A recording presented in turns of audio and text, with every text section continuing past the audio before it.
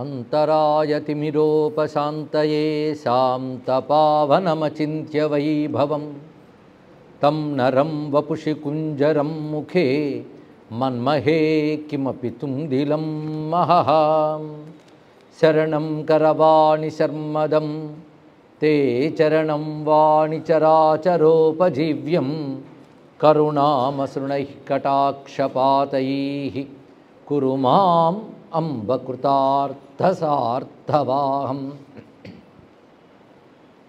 शारदा शारदाम्भोजवदना वदनाम्बुजे सर्वदा सर्वदास्माकं सन्निधिः सन्निधिं क्रियात् विमलपटी कमलकुटी पुस्तकरुद्राक्षशस्तहस्तपुटी कामाक्षि पक्ष्मलक्षी कलितविपञ्ची विभासि वैरिञ्ची वागर्थाविव सम्पृक्तौ वागर्थप्रतिपत्तये जगतः पितरौ वन्दे पार्वती परमेश्वरौ गुरवे सर्वलोकानां भिषजे भवरोगिणां निधये सर्वविद्यानां दक्षिणामूर्तये नमः।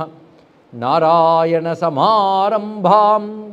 व्यासशङ्करमध्यमाम् अस्मदाचार्यपर्यन्तां वन्दे गुरुपरम्परां नारायणं नमस्कृत्य नरं चैव नरोत्तमं देवीं सरस्वतीं व्यासं ततो जयमुदीरयेत्। यज्ञेश अच्युत गोविंद माधव अनंत केशव कृष्ण विष्णु हृषीकेश वासुदेव नमोस्तुते। रामाय रामभद्राय रामचंद्राय वेधसे रघुनाथाय नाथाय सीतायाः पतये नमः।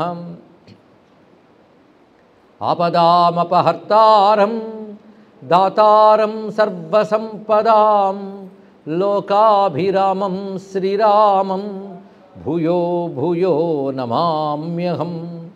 श्रीराम राम रामेति रमे रामे मनोरमे सहस्रनाम तत्तुल्यं रामनाम वरानने।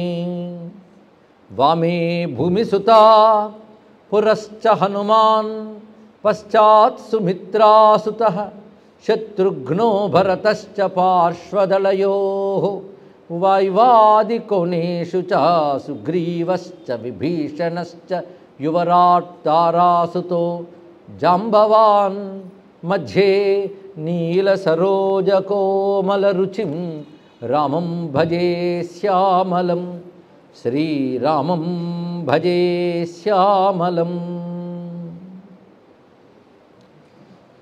कोसलाधिपमिन्द्रनीलतनुप्रभासमनोज्ञकं पद्मपत्रविशालनेत्रमनोहरं स्मितभूषितं बाणतोणकधारिणं सुकिरीटिनं वनमालिनं रूपहीनमहं नमामि विनीलतो यदसन्निभम्। यत्र यत्र रघुनाथकीर्तनं तत्र तत्र कृतमस्तकाञ्जलिं बाष्पवारि परिपूर्णलोचनं मारुतिं नमत राक्षसान्तकम्। शिवाय गुरवे नमः शिवाय गुरवे नमः शिवाय गुरवे नमः। श्रीमात्रे नमः श्रीमात्रे नमः श्रीमात्रे नमः। श्री विष्णुरूपाय नमः शिवाय। श्रीराम जय जय राम श्रीराम जय जय राम श्रीराम जय जय राम। श्री हनुमान జయ జయ హనుమాన్. శ్రీ అయోధ్యాయై నమః.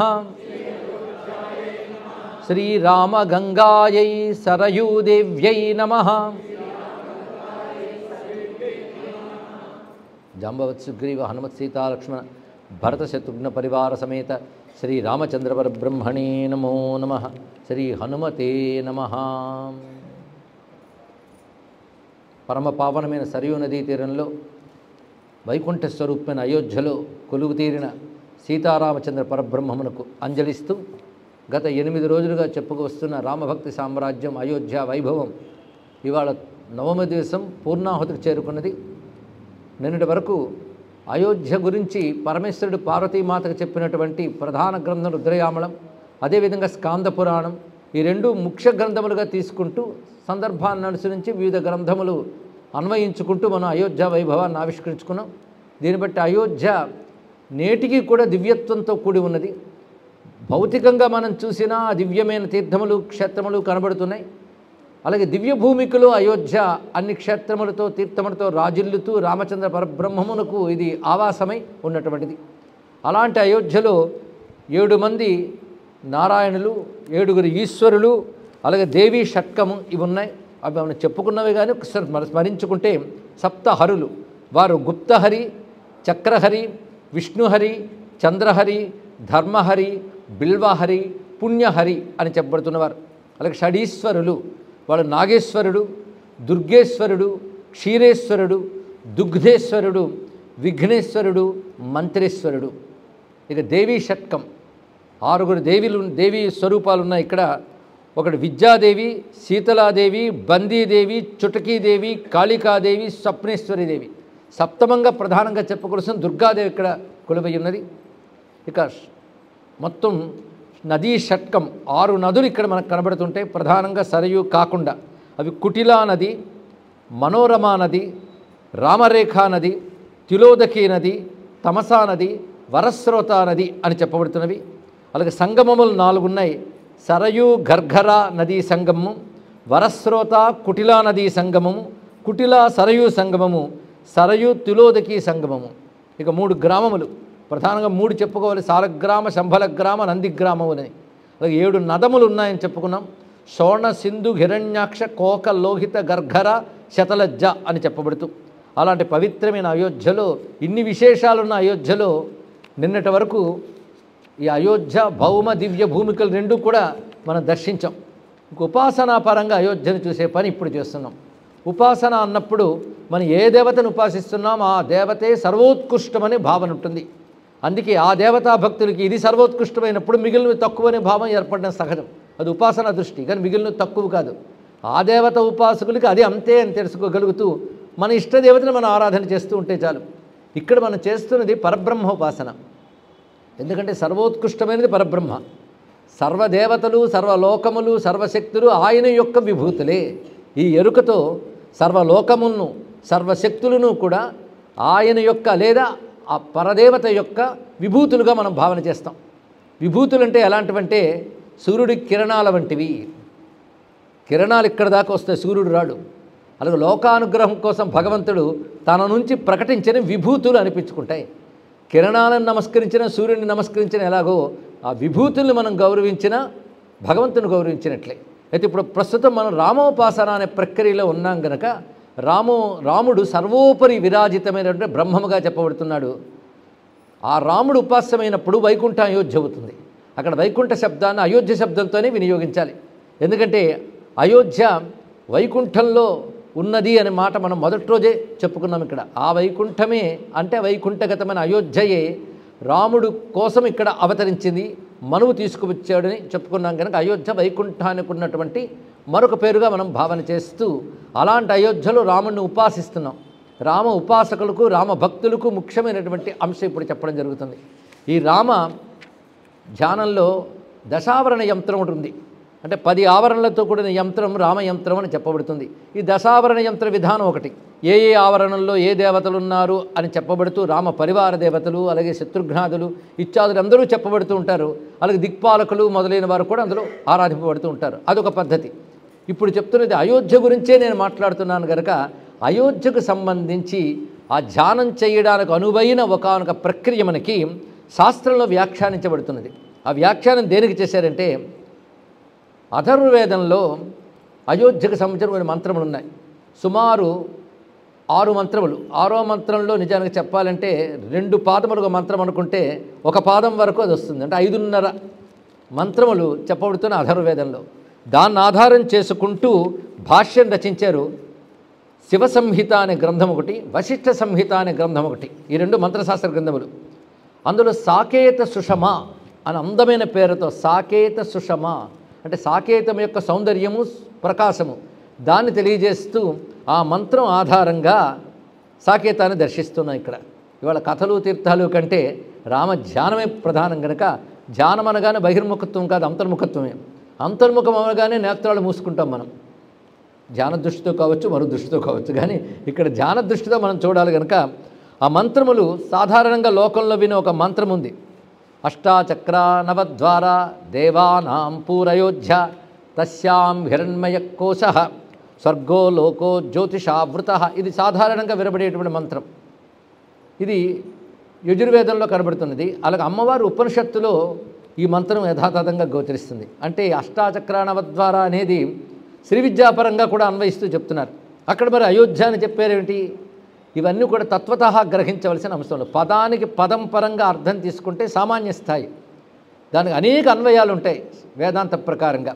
ఆ అన్వయాలు తెలుసుకునే ప్రయత్నం చేస్తున్నాం కనుక 8 రోజులు అయోధ్య అలవాటు చేసి 9వ రోజులకు వెళ్ళాం కనుక అది ఏర్పరిచిన క్రమశిక్షణతో ఏకాగ్రంగా దీన్ని తెలుసుకునే ప్రయత్నం చేద్దాం. అది వినడానికి ఇక్కడ ఆహూతులై ఉపవిష్టులై అనుగ్రహిస్తున్న సర్వదేవతా సమూహమునకు, భాగవతోత్తములకు, సీతారామచంద్ర పరబ్రహ్మమునకు, హనుమత్ స్వామికి నమస్కరిస్తూ అథర్వేదంలో ఆ మంత్రము పురం యో బ్రహ్మణో వేద యస్యాహ పురుష ఉచ్యతే యో వైతాం బ్రహ్మణో వేద అమృతేనావృతాం పురం తస్మై బ్రహ్మచ బ్రాహ్మశ్చ చక్షుప్రాణం ప్రజాదదుహు. ఇది కనబడుతుంది. ఇంకో చోట తస్మై బ్రహ్మచ బ్రహ్మాచ ఆయుకీర్తిం ప్రజాందదుహు అనే మంత్రం. ఇక్కడ కొంచెం మార్పు. ఇది అథర్వేదంలో తస్మై బ్రహ్మచ బ్రాహ్మశ్చ చక్షుప్రాణం ప్రజాందదుహు. ఇందులో విశేషం ఏంటంటే పురంయో బ్రహ్మణో వేద, పరబ్రహ్మము యొక్క పట్టణము ఎవరు తెలుసుకుంటున్నాడో వాడిని పురుషుడు అంటున్నారు అన్నారు. ఇక్కడ 2 అర్థములు. అంటే పరబ్రహ్మ యొక్క పురమును తెలుసుకున్నవాడు పురుషుడు అవుతున్నాడు. పురుషుడు అంటే జీవుడు అని ఒక అర్థం. కానీ తెలుసుకున్నవాడు పురుషుడు అవుతున్నాడు అంటే అర్థం ఏంటంటే అందరు జీవులు తెలుసుకోలేరు. ఏ జీవుడు పరబ్రహ్మ యొక్క పురముగా గ్రహిస్తాడో అతడు మాత్రమే నిజమైన పురుషుడు, అంటే సార్థక జన్ముడు అని అర్థం. ఇక్కడ వాడే మానవుడండి అంటే మిగిలిన వాళ్ళు మానవులు కారణ మానవ జన్మను సార్థకం చేసుకున్నారని అర్థం. అలాగే ఎవరైతే పరబ్రహ్మము యొక్క పురమును తెలుసుకోగలరో వాడే పరిపూర్ణుడు. పురుష అంటే పూర్ణత్వాత్ పురుష కనుక వాడే పరిపూర్ణుడు అని అర్థం తీసుకోవాలి. కనుక ప్రతివారు కూడా వాడి యొక్క పూర్ణత్వం, వాడు అనగానే ఇక్కడ మానవ వాచకంలో వాడబడింది కానీ స్త్రీ కాదు పురుషుడు అనే అర్థంలో చెప్పడం కాదు. ఇక్కడ జీవుడు, ఆ జీవుడైన వాడు పరబ్రహ్మ యొక్క పురముగా తాను అనుకున్నవన్నీ కూడా పరబ్రహ్మ పురముగా ఎవడు గ్రహిస్తున్నాడో వాడు పరిపూర్ణుడు. ఒక్కడ అర్థం చేసుకుంటే శరీరం నేను నాది అనుకుంటున్నాం కదా, కనుక ఇది ఎవరి పురము? నిజానికి యోవేతాం బ్రహ్మణో వేద, ఇది బ్రహ్మము యొక్క పురమును ఎవరు తెలుసుకుంటున్నాడో వాడు సార్థక జన్ముడు. ఎంతమంది తెలుసుకుంటున్నారండి? ఈ శరీరం నేను నాదే అనుకుంటాం, భగవంతుడు వేరు అనుకుంటాం. కానీ పరమాత్మ యొక్క పట్టణం ఇది. పరమాత్మ యొక్క పట్టణం అంటే అర్థం ఏంటి? పరమాత్మ లోపల ఉన్నాడు. ఇది కొంచెం ఆలోచిస్తే అర్థమవుతుంది. పరమాత్మ లోపల ఉన్నాడు. లోపల ఉన్నవాడు శరీరం మానాన శరీరం, ఆయన మానాన ఆయన ఉన్నాడా అంటే శరీరానికి అతీతంగా ఉన్నప్పటికీ ఆయన తేజస్సే శరీరం అంతా ప్రసరిస్తోంది. ఆయన చైతన్యం ప్రసరించడం వల్లే శరీరానికి కొనుక్కుంది. శరీరం అనగానే తెలుసుకోవాల్సింది కనబడుతున్న ఇంద్రియములు మాత్రమే కాకుండా లోపల మనో, బుద్ధి, ప్రాణాదులన్నీ కూడా కలిపి శరీరం అనిపించుకుంటుంది. ఇవన్నీ బయటికి కనబడే ఆవరణ ఈ బాహ్య శరీరం అయితే లోపల ఎన్ని ఆవరణలు ఉన్నాయండి మీరే చెప్పచ్చు. మనో, బుద్ధి, ప్రాణాదులన్నీ కూడా లోపల ఆవరణలు. ఆవరణను ఎందుకన్నామంటే ఇవి భగవత్ స్వరూపం కాదు, కానీ భగవంతుడు లేకపోతే వీటికి ఉనికి లేదు. ఇప్పుడు భగవంతుడిని ఎలా పట్టుకోవాలి? ఆవరణ సహితంగా పట్టుకోవాలి. ఆవరణలతో కలిపి పరమాత్మను ఆరాధించాలి. అంటే ఆవరణల యందు పరమాత్మ చైతన్యాన్ని చూస్తూ, ఆవరణల యందు పరమాత్మ చైతన్యాన్ని చూస్తూ వీటికి చైతన్యాన్ని ఇస్తున్న పరమాత్మ ఆవరణలకు అతీతంగా ఉన్నాడు అని తెలియాలి. ఇదే నవావరణ పూజన్న ఇదేనండి. ఒక్కొక్క ఆవరణ దాటి బిందువు దగ్గరికి వెళ్తామంటే ఈ ఆవరణలన్నీ అమ్మ వెలుగులు, వీటికి వెలుగునిస్తున్న జ్యోతి బిందువులో ఉంది, అది పరిహరించలేరు. అది అదేవిధంగా ఇక్కడ అన్వయించుకోవాలి. పిండాండంలో, పిండాండం అంటే శరీరం, శరీరానికి అన్వయించుకోవాలి. చివరికి ఉపాసన అక్కడికి వెళ్ళాలండి. అక్కడికి వెళ్ళమంటేనే నేత్రాలు ఉన్మీలమైపోతాయి, అదేంటో తెలియదు.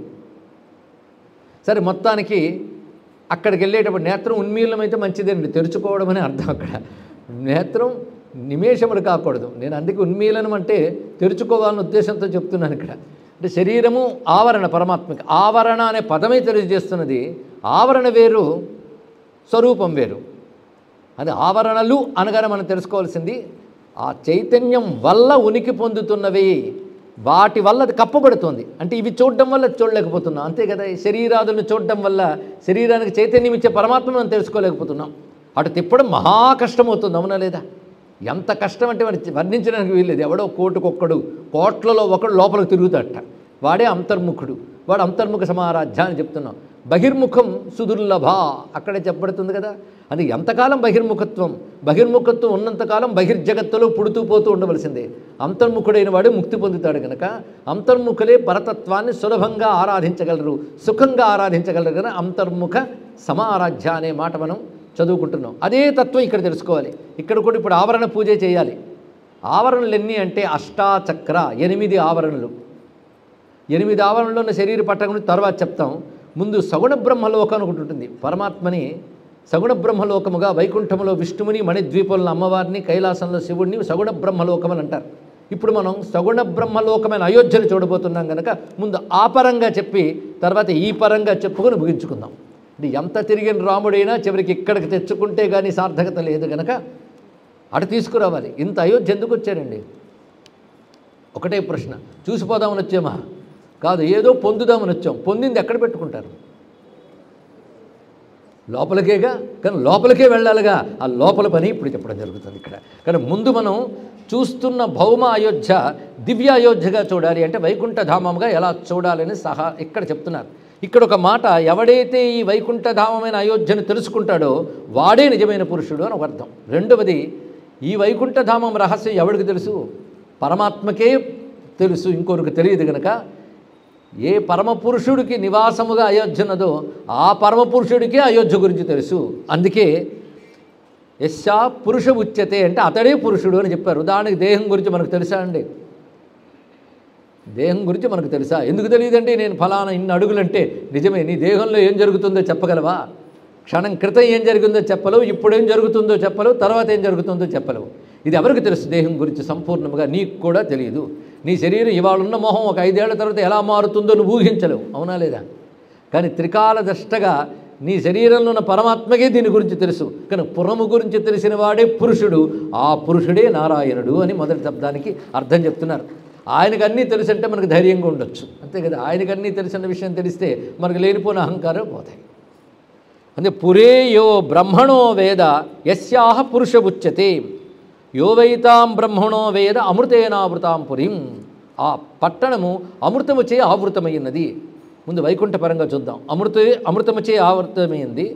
అక్కడ బ్రాహ్మ అంటే అక్కడ పరబ్రహ్మమే నారాయణుడు రాముడై ఉన్నాడు. రాముని పరివారములు అంటే బ్రహ్మమునకు సంబంధించిన పరివారములు అందులో కొలువు తీరు ఉన్నాయి. ఇది తెలుసుకుని ఆరాధన చేయదలుచుకున్న వాళ్ళకి దానికి కావలసిన చక్షువులు, దానికి కావలసిన చైతన్యం నారాయణుడు ఇవ్వాలి. చక్షు ప్రాణం ప్రజాం దదుహు. ఆ బ్రాహ్మములే కలిసి మనకు నిజానికి దృష్టిని, ప్రాణాలని ప్రసాదిస్తున్నది ఆ లోపలున్న పరబ్రహ్మము. పరబ్రహ్మము యొక్క శక్తులు, పరివారములు అంటే శక్తులు, బ్రహ్మం యొక్క శక్తులే బ్రాహ్మా అని చెప్పబడుతున్నవి. ఆయన శక్తులే మనకి నేత్రాలని, దృష్టినిస్తున్నాయి, ప్రాణాలను ఇస్తున్నాయి, అదే వివిధములైన పరంపరలను ఇస్తున్నాయి అని చెప్తూ ఇక్కడ విశేషంగా మనం గ్రహించవలసింది ఆ వైకుంఠం ఎలా ఉంటుంది అనేది. దీని గురించి మళ్ళీ వేదసార ఉపనిషత్తు అని ఉపనిషత్తులో ఒక మంత్రం ఉందండి, వేదసార ఉపనిషత్తు. అందులో చెప్తున్నాడు వైకుంఠం గురించి. విరజానదికి ఆవల వైకుంఠం ఉంటుంది, విరజానది ఒడ్డునుంటుంది. విరజానదికి ఆవల వైకుంఠం అంటే విరజానది ఏవలేముంది అది తెలియదు కదా. మన ఆవలకి వెళ్ళాలనుకుంటున్నాం కానీ ఏవలు అనుకోవట్లేదు కదా, అందుకే కదా ఉపాసన. కానీ ఆవలున్న వైకుంఠానికి వెళ్ళాలంటే నీకు దానికి మధ్యలో విరజ అని ఒక నది ఉందిట. ఈ విరజ అనేది ఒక బార్డర్. దేనికి బోర్డర్ అంటే ఐహిక మాయా ప్రపంచానికి పారమార్థికమైన పరంధామానికి మధ్యలో ఉంటుంది అది. దీన్ని దాటితే అక్కడికి వెళ్ళగలరు. దాని పేరు విరజ. రజస్సు అంటే రజోగుణము అని చెప్పగానే దాని కింద తమోగుణం కూడా ఉపలక్షక న్యాయంతో చెప్పబడుతుంది. ఇక్కడ ఆ రజస్సు ఎవరికి ఉండదో వాడు మాత్రమే ఈ నది దాటి పరంధామానికి చేరగలడు. అది విరజ అనే మాటకి. ఇంకా అద్భుతమైన అర్థం శాస్త్రంలో ఏం చెప్తున్నారంటే, నువ్వు చూస్తున్న సమస్త భువనములు కూడా దీనికి ఇవాళ ఇది చెప్పడం కోసం 2-3 రోజుల క్రితం ఉపోద్ఘాతం వేసున్నాం. ఎంతమందికి గుర్తుందో కానీ, త్రిపాదూర్ధ్వ ఉదయిత్ పురుష పాదోస్యేహ భవాత్ పునః. మొత్తం ఈ సృష్టి అంతా నువ్వు చూస్తున్న చూడలేని చతుర్దశ భువనములు అన్నీ కలిపి బ్రహ్మలోకం వరకు అన్నీ కలిపితే పరమాత్మలో పావుభాగం మాత్రమే అన్నాడు. ఏ వస్తువునే 4 భాగాలుగా చెప్తామన్నా, 4 పావులు ఒక వస్తువు కదా పూర్ణత్వం అంటే. అందులో పావుభాగం మాత్రమే జగత్తు. మరి అల్లలోకం అండి, అల్లలోకం అన్నా కదా, అది కూడా పావుభాగం లేదు. ఇక్కడ మొన్న మొత్తం కలిపి పావుభాగమే అని ఆయనే చెప్పాడు భగవద్గీతలో. విష్టభ్యాహమిదం కృష్ణం ఏకాంశేన స్థితో జగత్. పావుభాగంతోనే జగత్తంతా వ్యాపించానన్నాడు. మరి ఆయన పావుభాగంలో లేడు. పావుభాగంలో పరమాత్మ ప్రపంచ రూపంగా ఉన్నాడు. పావుభాగంగా ప్రపంచ రూపంగా ఉన్నాడు. ముప్పాదిక భాగంగా ప్రపంచ అతీతంగా ఉన్నాడు. కానీ ప్రపంచ స్వరూపుడు ప్రపంచ అతీతుడిని పరమాత్మను పట్టుకోవాలి. ఇది ప్రపంచ అతీతుడు అంటే ఎక్కడో చూస్తారు, ప్రపంచంలో లేడేమోనని. ప్రపంచంలో కూడా ఉన్నాడు. పరమాత్మ 4 భాగాలు, అంతేగాని ముప్పాతిక అయినా పావుభాగం ప్రపంచం అనొద్దు. 4 భాగాలు ఆయనే. కానీ పావుభాగమైన ప్రపంచం ఆరోపింపబడి పరమాత్మను తెలుసుకోలేకపోతున్నాం. ఇది తెలియదు, మనం గ్రహించవలసినది. కనుక ఆయన వీటికి అతీతుడంటే శుద్ధమైన బ్రహ్మమును భావన చేయాలి. కనుక ఈ మొత్తం చెప్పబడుతున్న పావుభాగం దాటి వెళుతున్న త్రిపాద్విభూతిలోకి వెళుతూ ఉంటే ఆ మధ్యలో ఉండేటటువంటి హద్దు ఏదో అది విరజ అని చెప్పబడుతున్నది. అలాంటి విరజ దాటిన తర్వాత పరమాత్మని మనం దర్శిస్తున్నాం. ఇది గమనించవలసిన అందమైన అంశం. అందుకే వేదసౌరోపనిషత్తు చెప్తోంది, విరజాయాహ పరే పారే లోకే వైకుంఠ సన్నితే తన్మధ్యే రాజతే అయోధ్య సచ్చిదానంద రూపిణి. ఎందుకంటే ఏది చెప్పినా శాస్త్ర ప్రమాణంతో చెప్పాలి కదా. విరజాకి పరే పారే, విరజాను దాటిన తర్వాత చెప్పబడుతున్న ముప్పాతిక భాగమైన పరంధామమే వైకుంఠము అని చెప్పబడుతుంది. తన్మధ్యే రాజతే అయోధ్య, ఆ వైకుంఠ మధ్యంలో అయోధ్య ప్రకాశిస్తున్నది. అదేది? సచ్చిత్ ఆనంద రూపిణి. అది కేవలం సచ్చిదానంద రూపము. అందుకే నామ రూప లీలా ధామములు 4 సచ్చిదానంద రూపములు అని మొదటి రోజు చెప్పిన మాట ఇక్కడ గుర్తుపెట్టుకోవాలి. కానీ అయోధ్య ఏమిటి? సత్ చిత్ ఆనందం, శాశ్వతమైన చైతన్య స్వరూపమైన ఆనందమే అయోధ్య. అది వైకుంఠానికి నడిమిలో ఉన్నది.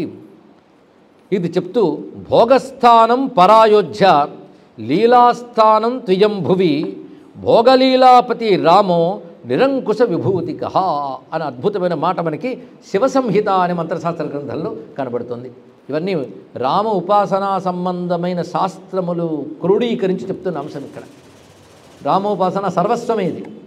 శివసంహితలో చెప్తున్నాడు, భోగస్థానం అంటే సగుణ బ్రహ్మలోకానికి చేరినటువంటి శుద్ధ జీవులు ఎవరైతే ఉన్నారో వాళ్ళు అక్కడ దివ్యమైన భోగములు అనుభవిస్తారు. దివ్య భోగం అంటే రామానుభవమే. అది అనుభవించే చోటు భోగస్థానం. పరా అయోధ్య, అది పర. అపర ఏది అంటే లీలాస్థానం త్వయం భువి, ఈ భూమి యందున్న అయోధ్య. అంటే మనం ఇప్పుడు ఏ అయోధ్యలో ఉన్నామో దీని లీలాస్థానం అని అంటారు. ఇక్కడ భోగలీలాపతి రాము, అక్కడ భోగస్థానమైన అయోధ్యకి ఇక్కడ లీలాస్థానమైన అయోధ్యకి కూడా పతి ఎవరు? రామ. మరి అందులో అనేక రూపములు ఉన్నాయి కదా అంటే నిరంకుశ విభూతిక. భగవంతుని ఇలా ఉండినబడి శాసించలేడు, ఆయన సర్వశాసకుడు. ఆ సర్వశాసకుడైన రాముడు అనేక రకాల విభూతులతో ఆ అయోధ్యలోనూ ఈ అయోధ్యలోనూ కూడా విరాజిల్లుతున్నాడు. కనుక మనం ఇప్పుడు అయోధ్యను చూస్తున్నాం. ఈ అయోధ్య ఎలా ఉన్నది అంటే అష్టాచక్ర నవద్వార. ఆ అయోధ్య 8 చక్రములతో 9 ద్వారములతో ప్రకాశిస్తూ ఉంటుంది. అది దేవానాం పూర్ అయోధ్య, అది దేవతల యొక్క పట్టణమైన అయోధ్య. దేవతలు అంటే ప్రకాశ స్వరూపులు. ఏమిటి అప్రకాశం? పరమాత్మ యొక్క ప్రకాశముతో ప్రకాశించేవారు దేవతలు. ఇది దాని యొక్క అర్థం. నవైతం చక్షుర్జహాతి న ప్రాణో జరసపుర పురం యో బ్రహ్మణో వేద యశా పురుష ఉచ్యతే. ఇక్కడ గొప్ప మాట అంటున్నారు. ఏంటంటే భగవంతుడు ఈ పట్టణంలో ఉంటున్నాడు, ఆయన లేకపోతే ఈ పట్టణం లేదు కనుక విడిచిపెట్టట్లేదు. ఆయన ప్రాణాదులకి పరహ అంటే అతీతంగానే ఉన్నాడు. ఆయన అంటే ప్రాణాలని శరీరాన్ని నడుపుతున్నా వీటికి అతీతంగా ఉన్నాడు. ఎందుకంటే శరీరం మారిపోతుంది, నశిస్తుంది, ఆయన మారట్లేదు, నశించట్లేదు. ప్రాణుల పరిస్థితి అంతే, ఒక్కొక్కసారి ఒక్కొక్కలాగా ఉన్నాయి. అందుకే ఆయన వల్ల పనిచేస్తున్న చక్షువులు కానీ, ఆయన వల్ల పనిచేస్తున్న ప్రాణములు కానీ ఆయన్ని తెలుసుకోలేవు. ఆయన లేకపోతే ఏవీ తెలుసుకోలేవు, ఆయన్ని తెలుసుకోలేవు. ఇది తెలుసుకోవాలి. కనుకనే భగవంతుని తెలుసుకోలేము అని చెప్తూనే తెలుసుకోవాలంటే ఒక్క మాట చెప్తున్నాం, అన్నీ ఎవరి వల్ల తెలుసుకుంటున్నావో ఆయన భగవంతుడిని తెలుసుకున్నారు ఇక్కడ. అంటే ఆయన తెలుసుకోలేవు నువ్వు, అంత గొప్పగా చెప్పారు ఇక్కడ. చెప్తూ ఆ భవ్యమైనది అష్టాచక్ర నవద్వారాలకు వెళదాం. 8 చక్రములు ఉన్నాయట. 8 చక్రం అంటే 8 ఆవరణలండి. నవావరణలు అంటే 9 చక్రాలు కలిపి నవావరణ. ఎప్పుడైతే 9 చక్రాలు వచ్చాయో ఇవన్నిటికి కారణమైన శక్తి మధ్య బిందువులో ఉంటుంది. అలాగే ఇప్పుడు 8 ఆవరణలు మనం చూస్తున్నాం ఈ గ్రంథమునందు.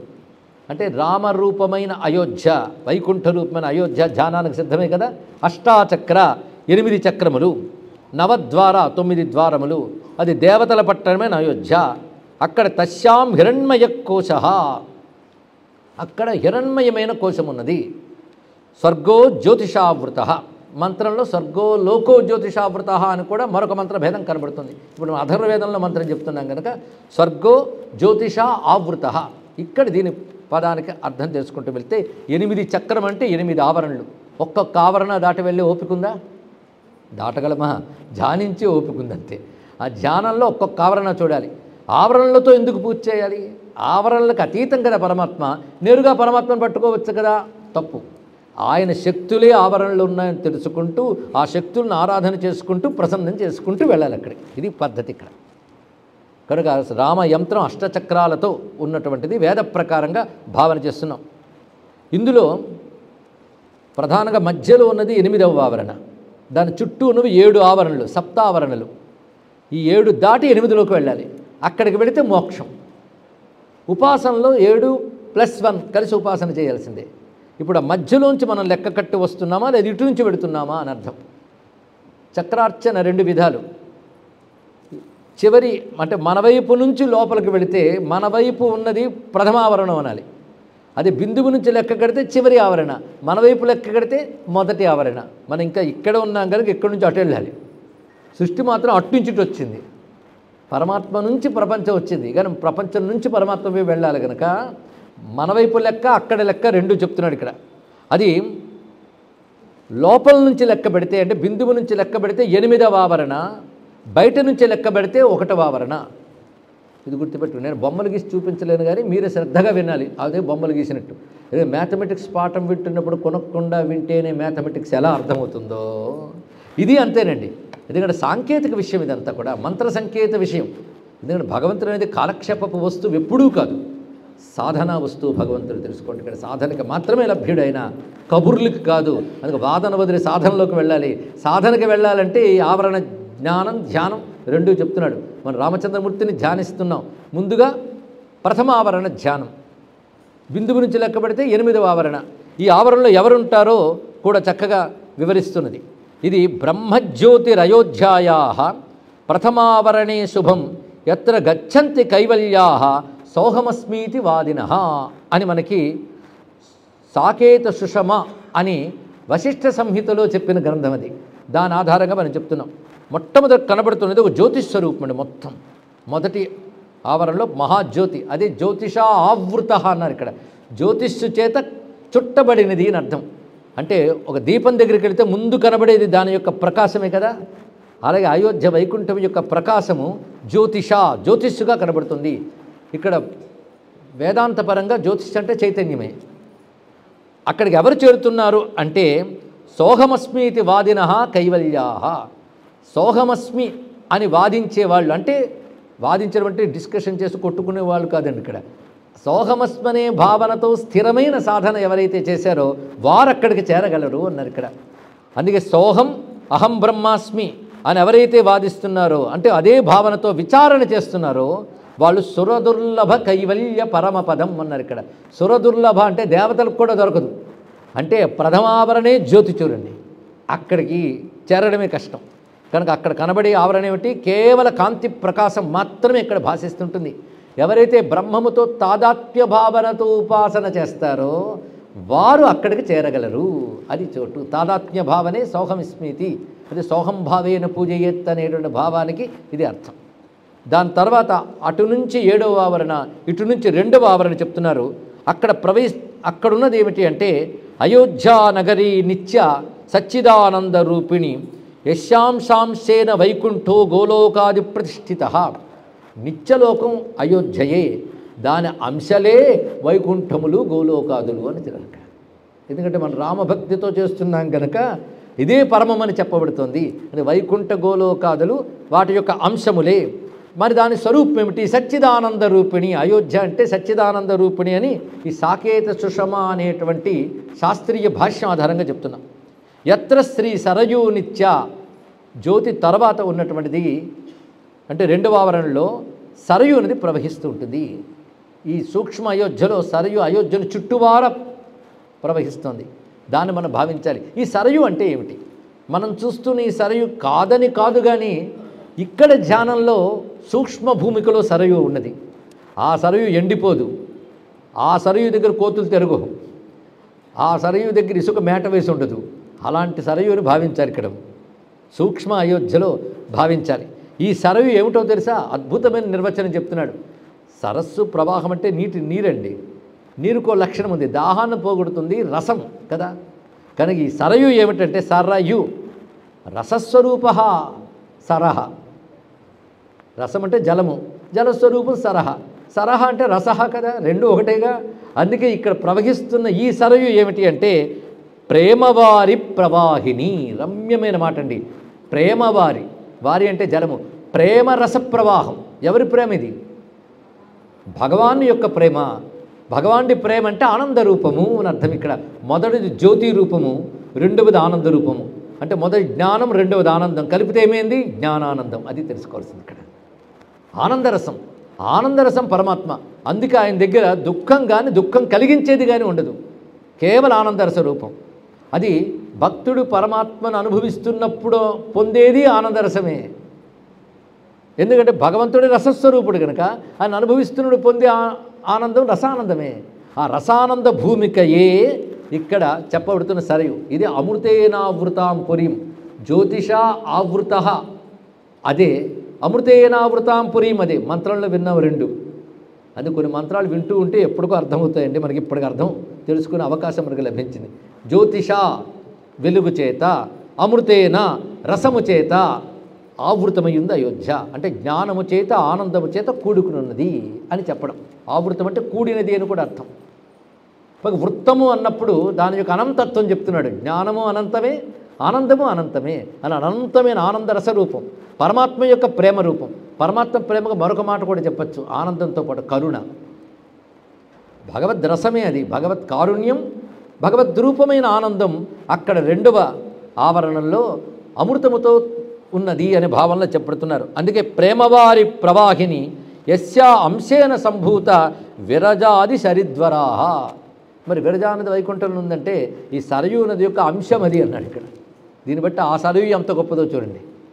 కనుక మొదట జ్యోతిర్మయం భూమిక, తర్వాత రసమయ భూమిక, అది ప్రేమవారి ప్రవాహిని అని చక్కగా వివరించారు.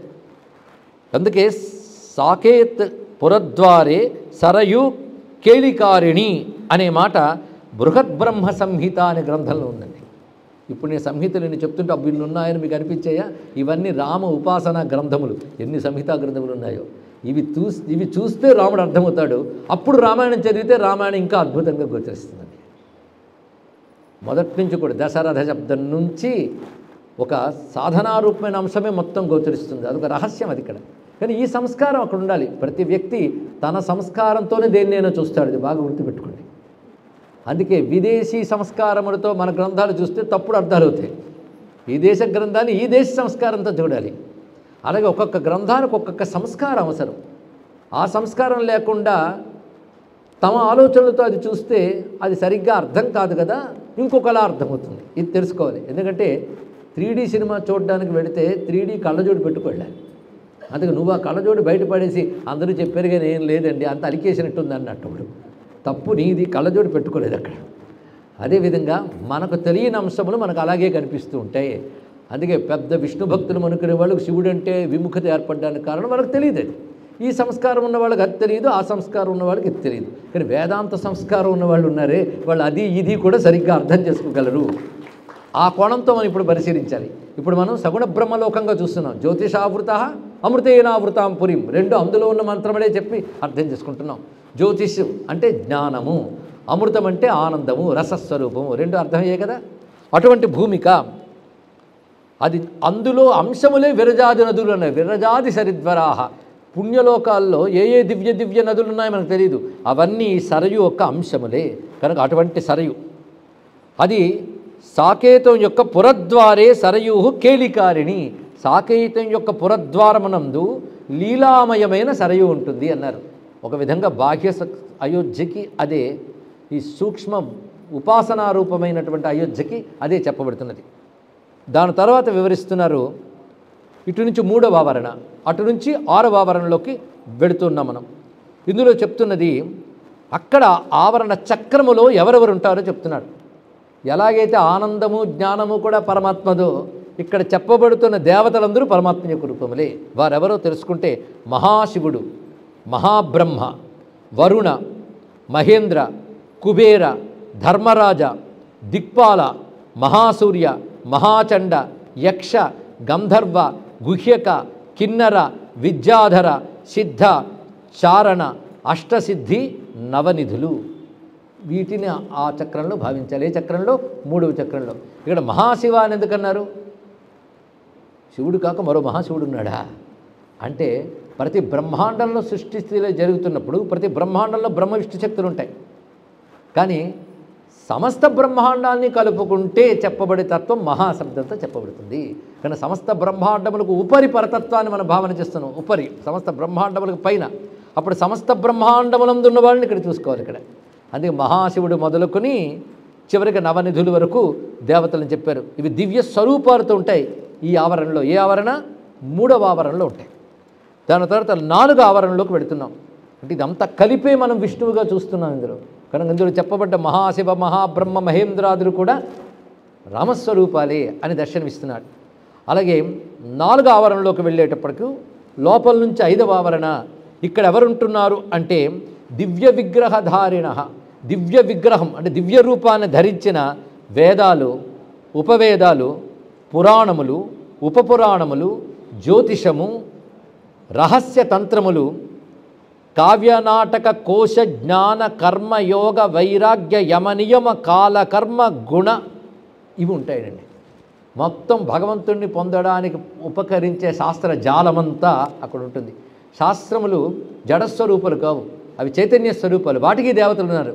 కానీ దేవతారూపం ధరించిన వేదము, ఉపవేదము, పురాణము, ఉపపురాణము, జ్యోతిష్శాస్త్రము, తంత్రశాస్త్రము, కావ్య నాటక కోశశాస్త్రం అంటే పదాలు, వాటి అర్థములు, వ్యుత్పత్తులు తెలుసుకోవడానికి పనికొచ్చే శాస్త్రం కోశశాస్త్రం. ఆ సహాయం లేకపోతే ఏది అర్థం కాదు. కానీ కోశశాస్త్రం జ్ఞానం, కర్మ, యోగము, వైరాగ్యము, యమ, నియమ, కాల, కర్మ, గుణ. ఒక్కసారి ఆలోచిస్తే, సమయం లేదు కనుక ఆలోచించట్లేదు, కానీ ఇవన్నీ కూడాను భగవంతుణ్ణి తెలుసుకోవడానికి పనికొచ్చే విషయములే. ఇది వేదాశాస్త్రాన్ని సర్వాణి ఏతత్ సర్వం జనార్దనాత్మను చదువుకుంటున్నాం కదా, కనుక ఆయన నుంచి వచ్చే. అందుకే ఆవరణలు అంటే కిరణములు అని ముందే చెప్పుకున్నాం. మన కిరణాల్లో ఉన్నాం, ఇంకా బింబంలోకి వెళ్ళాలి. కిరణాలు ఆయన నుంచి వచ్చాయి కనుక ఈ సమస్త శాస్త్రములు ఎవరివి? ఆ రామచంద్రమూర్తి యొక్క అనుగ్రహ ప్రసారములే, విభూతులేవి. కనుక 4వ ఆవరణలో సర్వశాస్త్రముల్ని నమస్కారం చేసుకుంటున్నాం. పైగా దేవతారూపములు ధరించిన శాస్త్రములు ఇవన్నీ కూడా. దానితో 5వ ఆవరణలోకి ప్రవేశిస్తున్నాం. ఇది చాలా విశేషమైనటువంటి అంశంగా చెప్పబడుతుంది. ఇక్కడ ఈ చోటికి ఎవరు వెళతారు? ఆ చోటికి ఆవరణలో ఉండేవారు ఎవరంటే, ఎవరు పరమాత్మని మనసా ధ్యానముతో, యోగముతో, జ్ఞానముతో సేవిస్తారో వాళ్ళు అక్కడ ఉంటారు. అంటే ఆ భూమికలు ఉన్నవాళ్ళు ఎవరు? అంతర్ముఖులై యోగ జ్ఞాన ధ్యాన లేదా ధ్యాన యోగ జ్ఞానములు మూడింటితో ఎవరు పరమాత్మను ఆరాధన చేస్తారో వాళ్ళు అక్కడ ఉంటారు ఆ భూమికలో. అక్కడ ఈ 1, 2, 3 చెప్పడానికి లేదు, అందరూ ఒకే లక్షణం కలిగిన వాళ్ళు. ఇక్కడైతే వేదములు ఒక్కొక్కటి ఒక్కో లక్షణం కనుక చెప్పుకున్నాం. ఎందుకు దేవతలు విడివిడిగా వచ్చారు. ముందు జ్ఞానమంతా కలిపి ఒకటే, రసమంతా కలిపి ఒకటే, తర్వాత కదా మనకు విడివిడిగా 2 ఆవరణలు కనబడ్డాయి. ఈ ఆవరణలో మందులో ఒకేలాంటి వాళ్ళు ఉంటారు. వాళ్ళు ఎవరు అంటే ధ్యాన యోగ జ్ఞానంతో ఎవరు సాధన చేస్తారో పరమాత్మని వాళ్ళు ఉంటారు. మరి ఆ చోటు ఉండాలంటే ఆ భూమికలో అలా ఉండాలి. వాళ్ళ స్థితి ఎలా ఉంటుందంటే నిష్క్రియ, నిర్వికల్ప, నిర్విశేష, నిరాకార, జ్ఞానాకార, నిరంజన, వాగవిషయ. వాగవిషయ అంటే మాటకి అందని అని అర్థం. అదేవిధంగా ప్రకృతిజన్య గుణరహిత, వాళ్ళు సత్వరజస్తమో గుణములకు అతీతులు. ఇందాక మనకి 4వ ఆవరణలో సత్వరజస్తమో గుణాలు కూడా ఉన్నాయి.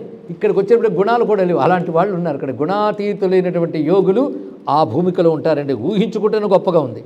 అలాంటి వాళ్ళు సనాతనులు, అంతరరహిత, భేదము లేనివారు, సర్వసాక్షి అయినటువంటి విషయం తెలిసినటువంటి సన్యాసులు, యోగులు, జ్ఞానులు ఇక్కడ లయిస్తారు అన్నాడు. అంటే ఈ విధమైన సాధన చేసిన వారు పరమాత్మలో ఈ భూమికలో లయమవుతారు. ఇక్కడ అలాంటి వాళ్ళు ఉండే చోటు ఆ దివ్యమైన భూమిక 5వ భూమిక. ఇక తర్వాత 6వ ఆవరణ, పైనుంచి చూస్తే 3వ ఆవరణ. ఇక్కడ ఉండేటువంటిది ఎవరు అన్నారు. అయితే ఇక్కడ విశేషం ఏంటంటే ఈ 5వ ఆవరణలోనే మరికొన్ని భూమికలు చెప్తున్నారు. తెలుసుకుని మళ్ళీ దీనిలోకి వద్దాం మనం.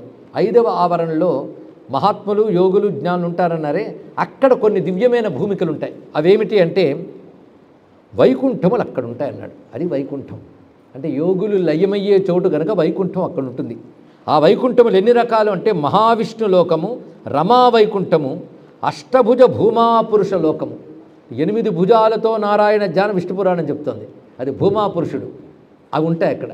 అంటే విష్ణు సంబంధమైన లోకములన్నీ ఆ భూమికలో. ఏది నిరంజన, నిర్వికల్ప, నిష్క్రియ, కేవల జ్ఞాన, వాగవిషయ అని చెప్తూ ఉన్నామో, మరి ఆ భూమి గురించి తెలుసుకుంటూనే ఇది పరంధామం అని తెలుస్తుంది కదా.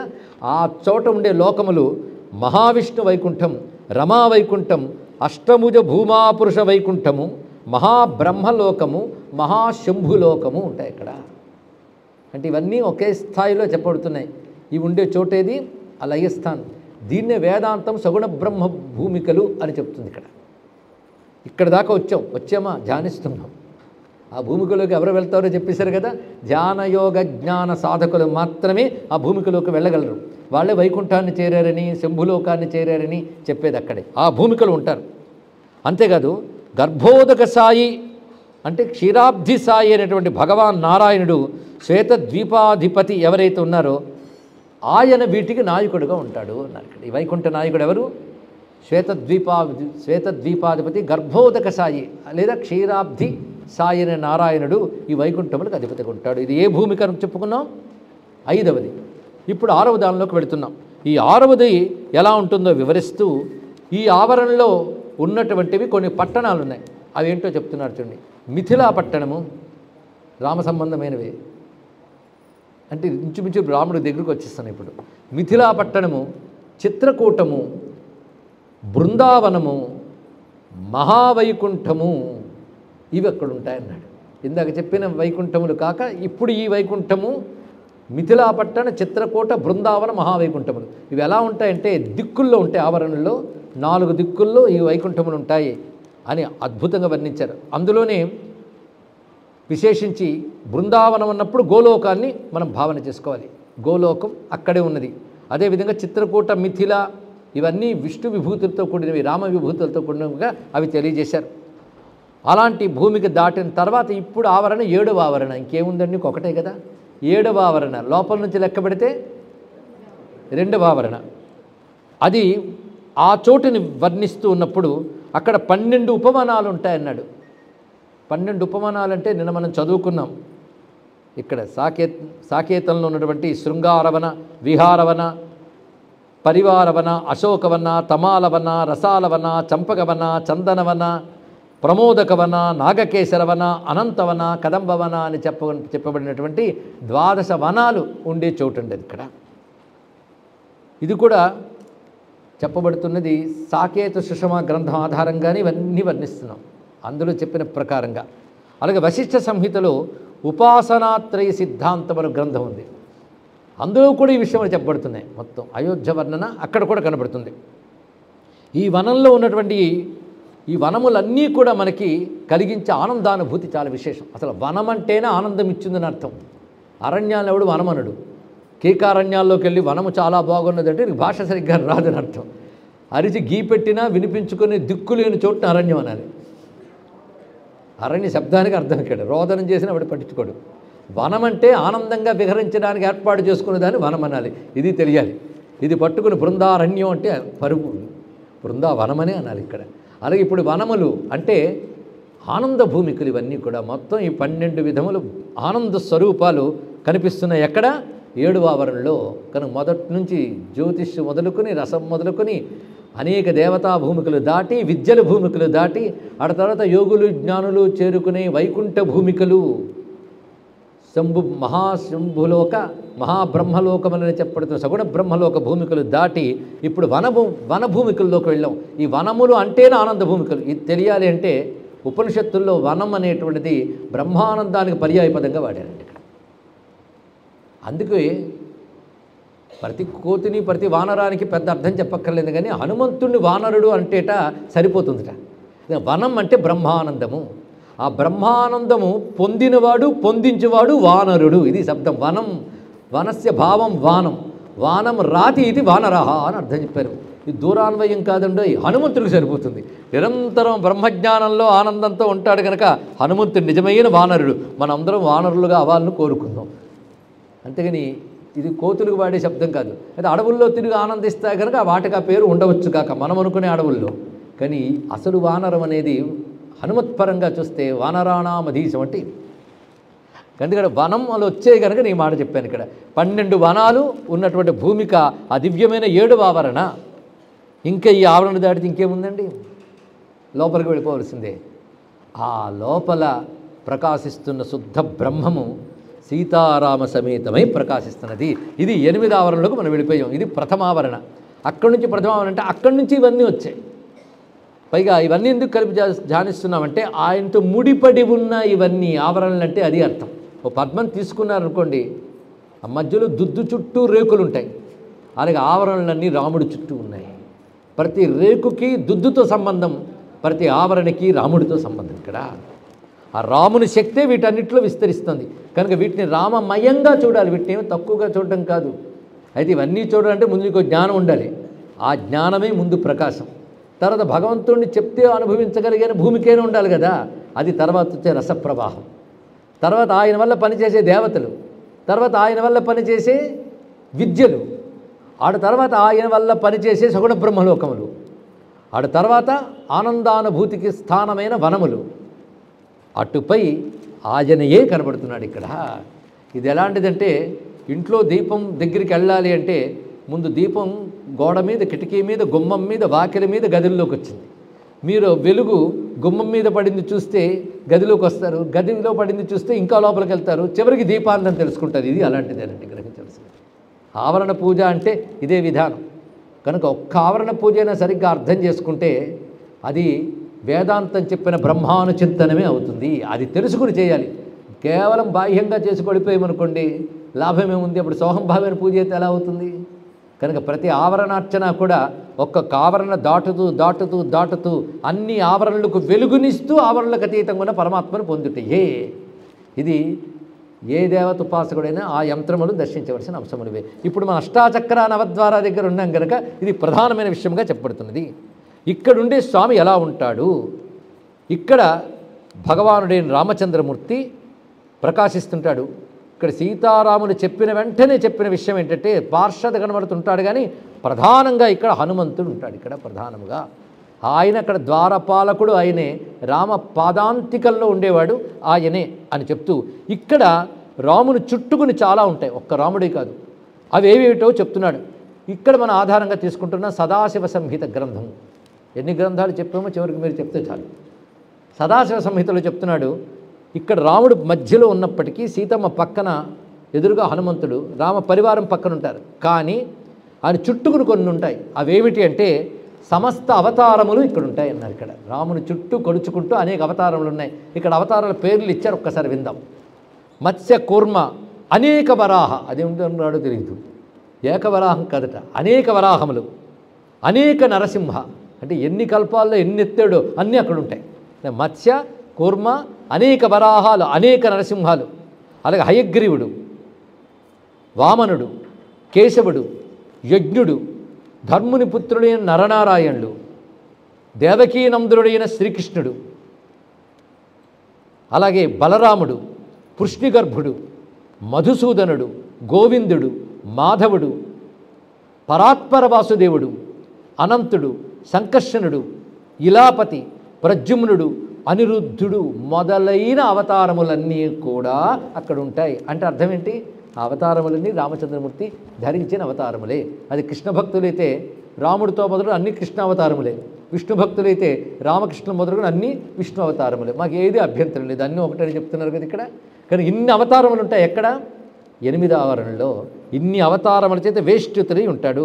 ఇన్ని అవతారముల నడుమ భాసిస్తూ ఉన్నాడు స్వామి. అక్కడున్న కోశము, ఆ స్థానం తస్మిన్ హిరణ్మయే కోశే త్రియరే త్రిప్రతిష్ఠితే తస్మిన్ యద్ యక్షమాత్మవత్ తద్వై బ్రహ్మవిదో విదుహు. ఇది అధర్వేదంలో చెప్తున్నటువంటి మంత్రముల్లో చివరిది. అది హిరణ్మయే కోశే, అది సువర్ణమయ కోశంట. అంటే అర్థం ప్రకాశమానంగా ఉన్నది అని అర్థం ఇక్కడ. ఆ హిరణ్మయమైన కోసం దీన్ని చిదాకాశాదులు ఇత్యాది శబ్దంలో వాడబడుతుంటాయి, దహరాకాశం ఇత్యాదులు. కానీ హిరణ్మయ కోసం అది. అక్కడ యక్షుని ఎవరు తెలుసుకుంటున్నారో అన్నారు. ఇక్కడ యక్షం అనే శబ్దాన్ని యక్షుడు అని అర్థం కాదు ఇక్కడ. యక్ష అంటే పూజ్య అని అర్థం. ఇక్కడ అందరి అసలు పూజ్యుడైనటువంటి పరమ వందనీయుడైనటువంటి అతడిని ఇక్కడ తెలుసుకుంటున్న వారెవరో వాళ్ళు బ్రహ్మవేత్తలు, వారే తెలుసుకోగలరు. బ్రహ్మవేత్తలంటే ఆ పరమాత్మను తెలుసుకునేవారు.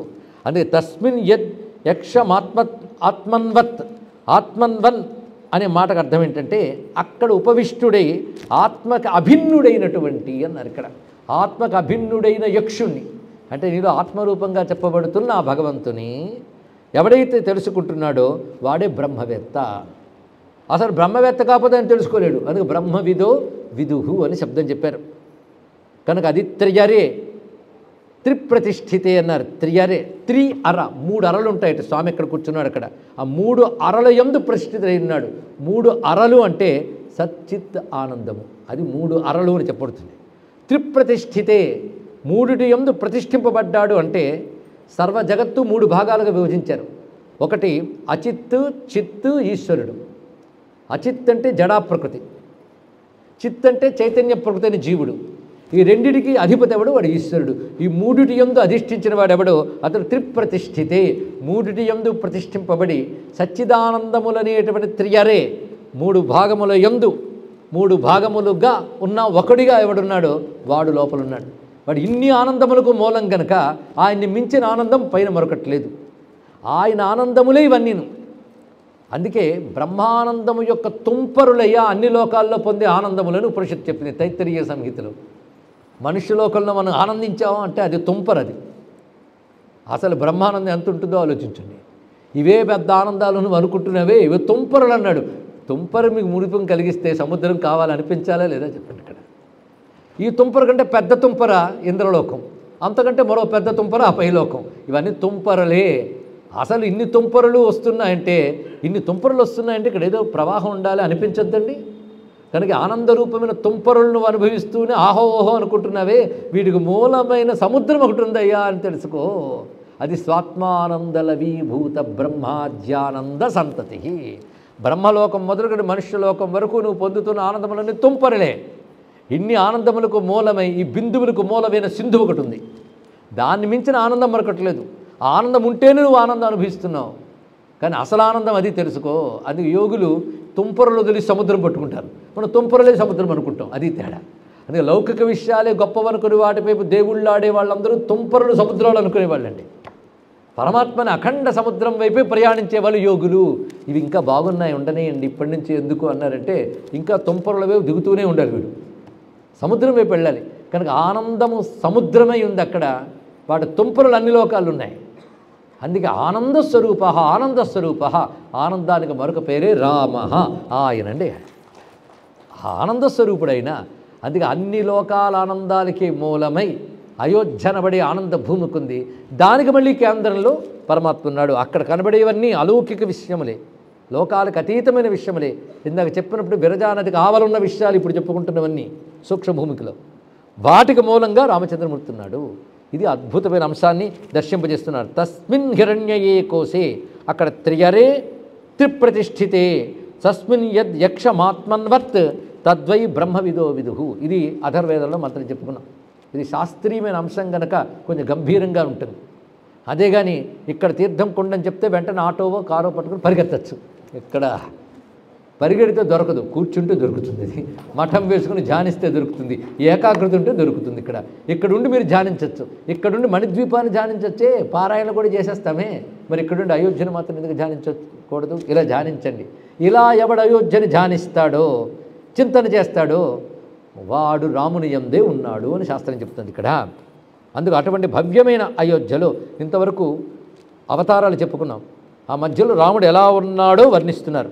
దాని గురించి చెప్తున్నది మంత్రం. తద్విష్ణో పరమం ధామ యాంతి బ్రహ్మ సుఖప్రదం నానా జనపదాకీర్ణం వైకుంఠం తద్ధరే పదం ప్రాకారైశ్చ విమానైశ్చ సౌధే రత్నమయేర్వృతం తన్మధ్యే నగరీ దివ్యాస అయోధ్యేతి ప్రకీర్తిత మణికాంచన చిత్తాఢ్య ప్రాకారైస్తోరణీర్వృత మధ్యేతు మండపం దివ్యం. ఆ మధ్యలో ఆ మండపాన్ని భావించాలి. మధ్యలో అది రాజస్థానం, అదే నిజమైన రాజస్థానం. మహోచ్చరయం, అతి ఉన్నతంగా ఉంటుంది ఆ సింహాసనం. మధ్యే సింహాసనం రమ్యం సర్వవేదమయం శుభం. ఆ సింహాసనం అంతా వేదస్వరూపమైన సింహాసనం. చూసారా, వేదం అక్కడ సింహాసనం అయిపోయింది. ఇందాక వేదములు దేవతలే అని విన్నారు కదా, అక్కడ అధ్యయన దశ, ఇది సిద్ధ దశ. అది గమనించవలసినది. అక్కడ వేదము సింహాసనంగా ఉందిట. ఏమిటి ఇందులో భావం? ఆ సింహాసనం మీద ఎవడున్నాడు చెప్పండి, గట్టిగా చెప్పండి. రాముడు దేని మీద కూర్చున్నాడు? సింహాసనం మీద. ఏమిటా సింహాసనం? వేదమయం అంటే అర్థం వేదము చేత ప్రతిపాదింపబడే పరమాత్మ అని చెప్పడమే దాని మీద కూర్చున్నటువంటి అర్థం. అందుకే ఇక్కడ మధ్యే సింహాసనం రమ్యం సర్వవేదమయం శుభం. అంతేకాకుండా ఆ సింహాసనం కోళ్ళుగా పాదములుగా ఎవరెవరున్నారంటే ధర్మాది దేవతైర్నిచ్చేర్వృతం పాదమయాత్మకై. దాని పాదముల్లో ఉన్నవి ధర్మము, జ్ఞానము, ఐశ్వర్యము, వైరాగ్యము ఇత్యాదులు పాదములుగా అక్కడ ప్రకాశిస్తున్నాయి. అంటే ధర్మ సాధనలన్నీ ఉన్నాయి. దీనితో కూడిన వేదం అంటే ధర్మజ్ఞాన వైరాగ్యాదులు లేకపోతే వేద జ్ఞానం సరిగ్గా రాదు. వేదం యొక్క పరమార్థం రాముడు అని చెప్పడం ఇందులో ఉన్న అద్భుతమైన భూమికండి. ఋగ్యజుస్సామాధర్వాక్ష రూపై నిత్యవృతం క్రమాత్ శక్తిరాధారశక్తిశ్చ చిచ్చక్తిశ్చ సదాశివ. శక్తి, ఆధారశక్తి, చిచ్చక్తి అని చెప్పబడుతున్న స్వరూపములుకున్నాయి. ధర్మాది దైవతానాంచ శక్తయ పరికీర్తితా. ఈ శక్తులు కూడా సింహాసనంలో చెప్పబడుతున్నాయి. ఈ పరిశీలిస్తే పంచబ్రహ్మాసన స్థిత గుర్తు రావాలండి. అవే పదములు. సదాశివ అనే మాట కూడా వాడారు ఇక్కడ.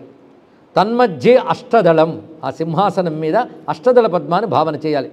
అష్టదళం పద్మం ఉదయార్క సమప్రభం. ఆ సింహాసనంపై అష్టదళ పద్మం ఉంది. ఉదయిస్తున్న సూర్యుని వంటి ఎర్రని కాంతులతో భాషిస్తున్నది. తన్మధ్యే కర్ణికాయాం. దాని మధ్య కర్ణిక ఉంది. కర్ణిక అంటే నడివి భాగం, దుద్దు అంటాం మనం.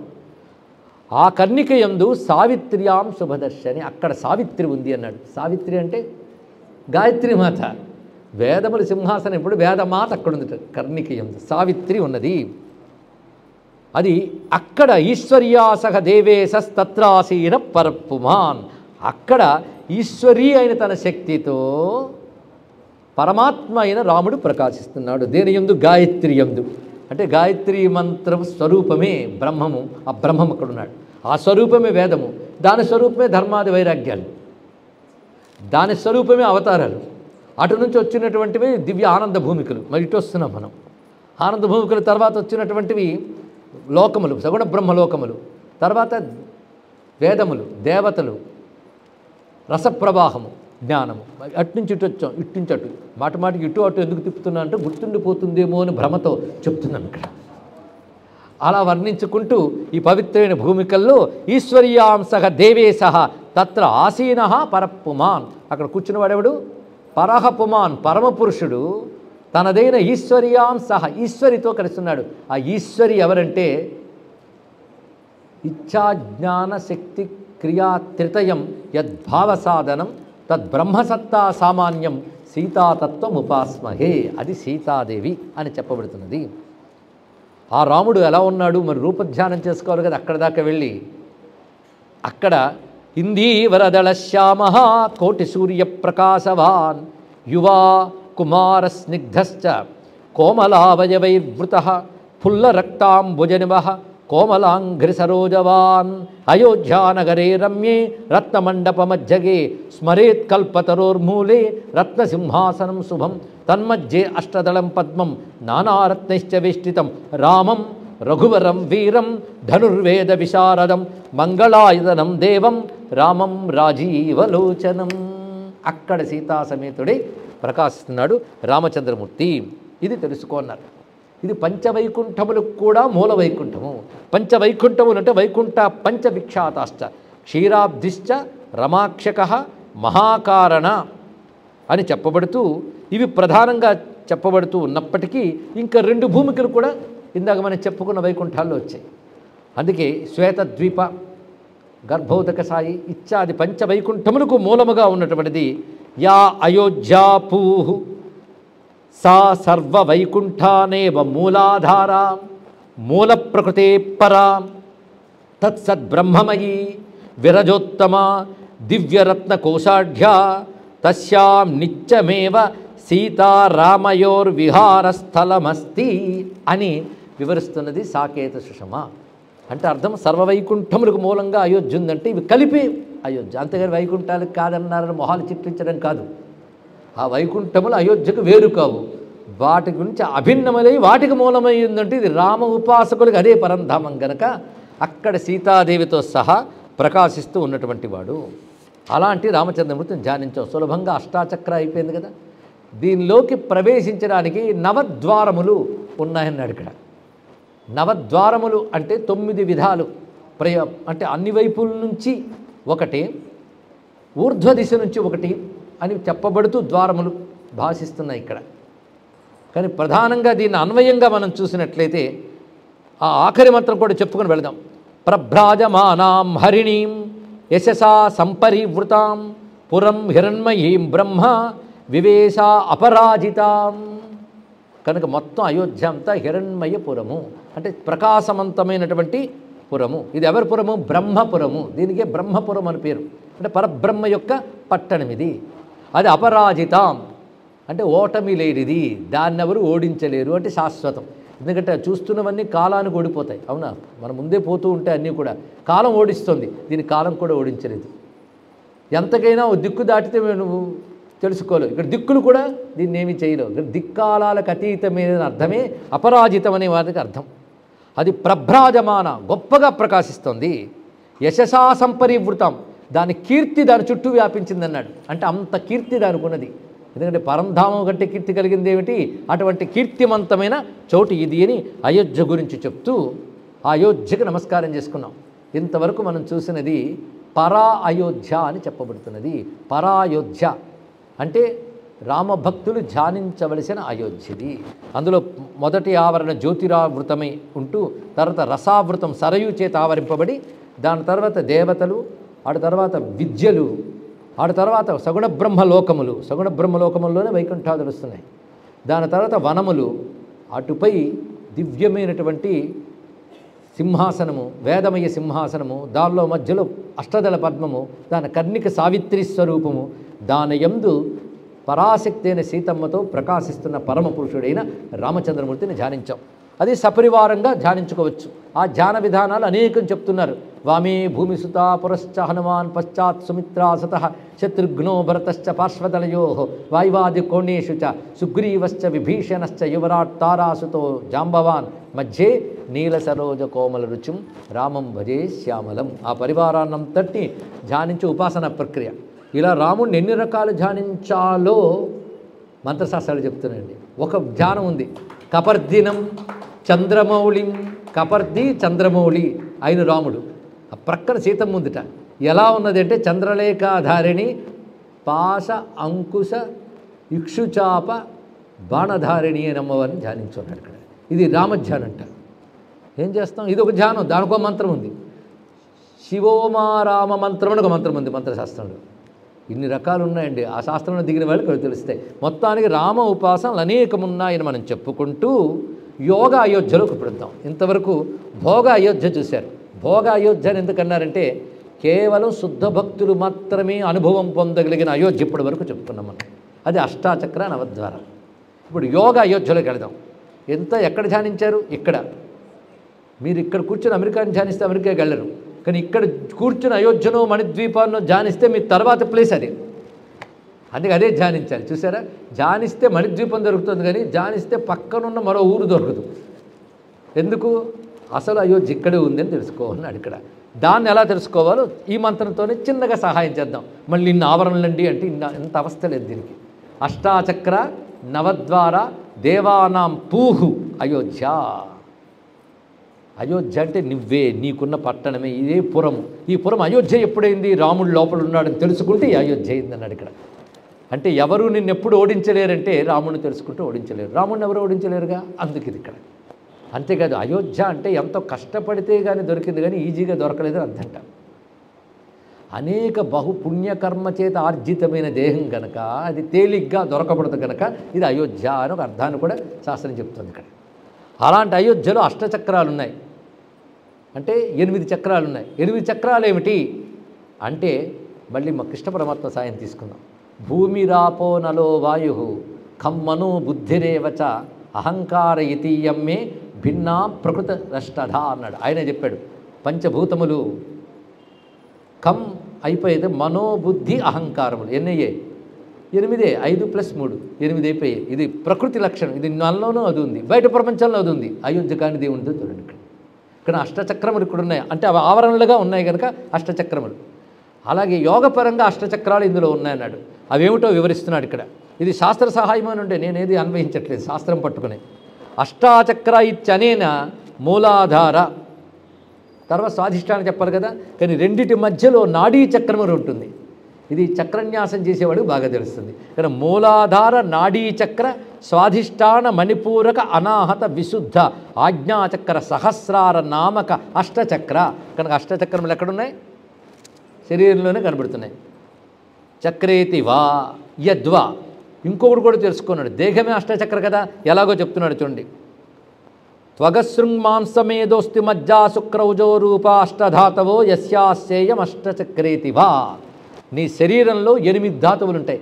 త్వక్ చర్మము, రక్తము, మాంసము, మేధస్సు, అస్థి, మజ్జ, శుక్రము, ఓజస్సు అనబడి 8 ధాతువులు ఉంటాయి. 8 ధాతువులతో కూడిన శరీరమే అష్టచక్ర. ఒప్పుకుంటామా లేదా? కానీ ఇది రాముడి పట్టణం అని తెలుసుకో, అది తెలుసుకో. నీ పట్టణం అనుకుంటున్న కర్మ కనుక ఇది అష్టచక్ర. నవద్వార చెప్పక్కర్లేదు, ప్రతి వారికి తెలిసినవే. నవద్వారములతో ఉన్న పట్టణం. కానీ అష్టచక్ర నవద్వారం ఉన్న పట్టణమేది? భౌతికంగా చర్మం మొదలుకున్న ధాతువులు, లోపల చక్రపరంగా 8 చక్రములు. ఇది అష్టచక్ర నవద్వార భూయిష్టమైనది. ఇది అది దేవానాం పూహు, దేవతల పట్టణం. ఇది తెలియాలంటే దేవతలంటే ఇంద్రియాది దేవతలు. ఒక్కొక్క ఇంద్రియానికి ఒక్కొక్క దేవత ఉంటారని శాస్త్రం. కంటికి సూర్యుడు, నోటి తడికి వరుణుడు, వాక్కుకి అగ్ని, చేతికి ఇంద్రుడు, ఇలాగ ఒక్కొక్క దానికి చెప్పారు కదా. కనుక దేవానాం పూహు, దేవతల యొక్క పట్టణము. కనుక శరీరం ఏమిటి? అష్టాచక్ర నవద్వార దేవానాం పూహు. అయిందా? ఇక్కడ నువ్వు తెలుసుకోవాల్సింది హిరణ్మయ కోశ. దానిలో హిరణ్మయమైన కోశం ఉంది. ఎంత శరీరానికి ప్రకాశమిస్తున్న బంగారు కోశం ఒకటి ఉంది, దహరాకాశం. అదే స్వర్గం. స్వర్గం అంటే మునుపు రామపరమాత్మ వెళుతున్నప్పుడు స్వర్గం అంటే ఏంటో చెప్పుకున్నాం కదా, దుఃఖరహితమైన భూమిక ఇది. అదే అసలు లోకము. అది జ్యోతిషావృత, అది జ్ఞానముచే ప్రకాశిస్తూ ఉన్నటువంటిది. ఇంత మొత్తం ఎక్కడికి వచ్చింది? ఇప్పుడు ఇక్కడికి వచ్చేసింది కదా. అంటే ఈ చక్రాన్ని నడుపుతున్న, దేహాన్ని నడుపుతున్న హిరణ్మయ కోశంలోకి వెళితే తన్మధ్యంలో ఉన్నటువంటి పరమాత్మయే అయోధ్యావాధిపతి అయినటువంటి పరమాత్మ. ఆయన తనదైన చిచ్చక్తితో నడుపుతున్నాడు. ఆ చిచ్చక్తి సీతమ్మ, ఆయన రామచంద్రమూర్తి. ఇది తెలుసుకోవయ్యా అన్నారు. ఇలా దేవానాం పూహు దివ్యంతి ఇది దేవా ఇంద్రియా తేషాం పూహు స్థానం శరీరమిత్యర్థ. స్వర్గ సుఖమయ కోశకలోక అంతఃకరణాక్ష విశేష. హిరణ్మయ కోసం అంటే అంతఃకరణం, అక్కడ పరమాత్మను పట్టుకోవాలని చెప్తున్న హృదయం. అది జ్యోతిష. ఆ హృదయ కోసం చైతన్యంతో ఉంది, చైతన్యమే జ్యోతిష. భాసకేన జీవస్య చైతన్యేన ఆవృత పరివేష్టితో వర్తతే ఇత్యర్థ అని అద్భుతమైన భావాన్ని తెలియజేశారు ఇక్కడ. తెలియజేస్తూ అలాంటి రామచంద్రమూర్తిని మనం ఉపాసిస్తున్నాం. దానికి గాను చేయవలసిన ఉపాసన పద్ధతి ఏంటంటే రాముడు గొప్పతనం తెలిసి రామ భక్తి కలగాలి. ముందు భక్తి కలిగినప్పుడు రామ మంత్రమును గురుముఖత తీసుకోవాలి. ఆ గురువుకున్న లక్షణాలు ఏమిటో, ఉండవలసిన లక్షణాలు ఏమిటో నేను మనం ప్రస్తావన చేసుకున్నాం. అలాంటి సల్లక్షణములు కలిగిన గురువుని ఆశ్రయించి రామమంత్రాన్ని స్వీకరించాలి. అసలు రామమంత్రము న్యాసాదులు కూడా లేకుండా సిద్ధినివ్వగలిగిన మంత్రము రామమంత్రము. ఆ భేదములు ఉన్నాయి. అలా బీజాక్షర సహిత రామ మంత్రాలు బోల్డ్ ఉన్నాయి, ఎన్నో ఉన్నాయండి. అవన్నీ నేను చెప్తే కొన్ని రోజులు పడుతుంది, మళ్ళీ 9 రోజులు. అన్ని మంత్రములు ఉన్నాయి. అవి గురువు ఎలా ఇచ్చాడో అలా చేసుకుంటే చాలు. ఏ మంత్రం గొప్పది అంటే నువ్వు శ్రద్ధగా అనుష్ఠిస్తే ఏది పుచ్చుకుంటే అదే గొప్పది. అందులో ఎక్కువ తక్కువ లేవు. అదే రామ మంత్రములు కొన్ని ఉన్నాయి. అందులో ప్రధానంగా ఈశ్వరుడు ఉపదేశించిన మంత్రం శ్రీరామ రామ రామ. ఇది గొప్ప మంత్రము. అంటే అన్నీ గొప్పవే ఇప్పుడు చెప్పబోతున్నవన్నీ. అన్నీ ఒక్కొక్కసారైనా చేసుకోవచ్చు, మీ ఇష్టం. ఇక్కడ చెప్తున్నాడు న్యాసాదులు కూడా లేకుండా ప్రతివారు చేసుకోవచ్చు అని చెప్పారు. అది గురుముఖత న్యాసహితంగా తీసుకున్న మంత్రములు రామ మంత్రములు ఉన్నాయి, లేకపోతే తారక మంత్రములు అవి ఉన్నాయి. ఆ గురువు కొన్ని లక్షణాలు ఉంటాయి. వాటిని 2 రకాల ప్రయోగాలు చెప్తోంది విశేషమైన అగస్త్య సంహిత. ఎంత ఆశ్చర్యకరమైన గ్రంథం అది, 30 అధ్యాయాలు. అందులో అగస్త్యుల వారు సుతీక్ష్ణుడికి రామతత్వ ఉపదేశం చేస్తాడు. రామోపదేశం, రామోపాసన సర్వస్వం అండి. అందులో చెప్తాడు గొప్ప విషయం. అదేమిటి అంటే సకామంగా కానీ నిష్కామంగా కానీ కూడా రాముడిని ఉపాసించవచ్చు అన్నాడు ఇక్కడ. అంటే కొంతమంది అంటూ ఉంటారు రాముడిని ఆశ్రయిస్తే అన్ని దుఃఖాలండి. ఇలాంటి పిచ్చి మాటలు ఎక్కడి నుంచి వస్తాయో తెలియదండి. లేని దుఃఖం ఎవడుగుతాడు, లేని సుఖం ఎవడు ఇవ్వడు. నీ కర్మలే నీకు తెచ్చిపెడతాయి, తెలుసుకో ఇక్కడ. కానీ రామతత్వం తెలుసుకున్నవాడు ఎన్ని సుఖాలు వచ్చినా దుఃఖాలు వచ్చినా చెదిరిపోడు, అంతే. బ్రహ్మమునే పట్టుకుంటాడు వాడు. అది అంతేగాని ఏ ఉపాసన దుఃఖాన్ని ఇవ్వదు, ఇది తెలుసుకోండి ఇక్కడ. వెర్రి మాటలు ఇవన్నీ కూడా. మీరు ఏ ఉపాసన పట్టుకుంటే ఈ ఉపాసన మించిన ఉపాసన లేదని ప్రద్దాంలో కనబడుతుంది. అది చిత్రం. ఆ అన్వయం మనకు తెలియాలి ఇక్కడ. ఇది చివరి జన్మ అయితేనే ఈ ఉపాసన చేస్తారు అని ప్రతి ఉపాసన శాస్త్రం ఉందండి. ఇది అది చదివిన వ్యక్తిగా చెప్తున్న విషయం ఏంటంటే అంత మాత్రం చేత ఒకటి ఎక్కువ ఒకటి తక్కువ కాదు. ఏదైనా పరమాత్మ భావనతో చేస్తే ఉపాసనని సిద్ధింపజేస్తుంది. అందరూ అన్నీ చేయగలరా? అందుకే మహానుభావుడు ఒక మాట చెప్పారు శంకరాచార్యుల వారు, బహు ఉపాసన చేస్తే చిత్త విక్షేపం కలుగుతుందని చెప్పాడు. అయితే ఒక ప్రధాన దేవతను ఉపాసించినప్పుడు ఇంకోటి ఉపాసించకూడదా అంటే దానికి అంగములుగా ఉపాసించి అప్పుడు పర్వాలేదు అన్నాడు ఇక్కడ. ప్రధానంగా అది ఉండాలి.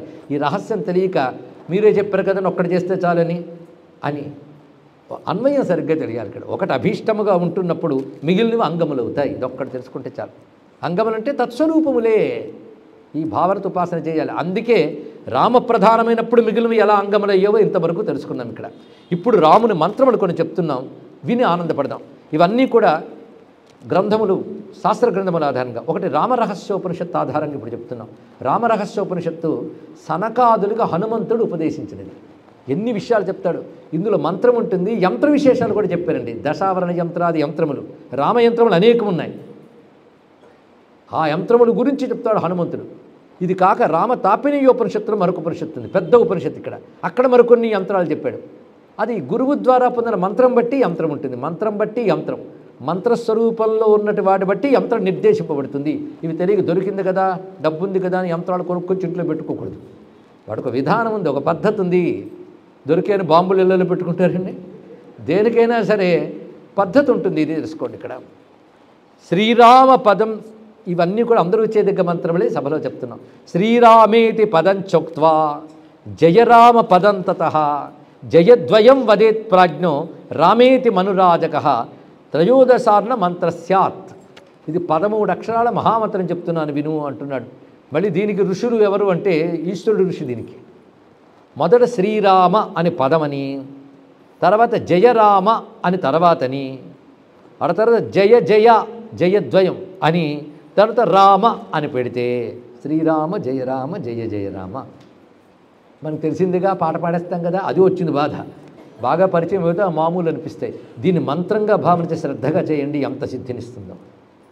జయం అంటేనే చతుర్విధ పురుషార్థాలను ఇచ్చినది. ధర్మార్థ కామోక్ష 4 ఇస్తుంది. 3 మార్లు రామనామం, 3 మార్లు జయనామం ఉంది. అదే శ్రీరామ రామ రామ అది ఉంది ఇందులో. జయ జయ జయ విభాగమైంది. శ్రీరామ జయరామ జయ జయరామ. ఇది ఒక మహామంత్రం. ఇంకో మాట చెప్తున్నాడు, శ్రీరామశరణం మమ. ఇది గొప్ప మంత్రం అండి. ఇవన్నీ అనుకోవచ్చు ఇవాళ మనం. శ్రీరామశరణం మమ ఈ మంత్రం చెప్తూ హనుమంతుడు అంటున్న మాట, కిం మంత్రైర్బహుభిర్ అనస్వర ఫలై ఆయాస సాధ్యైర్వృథా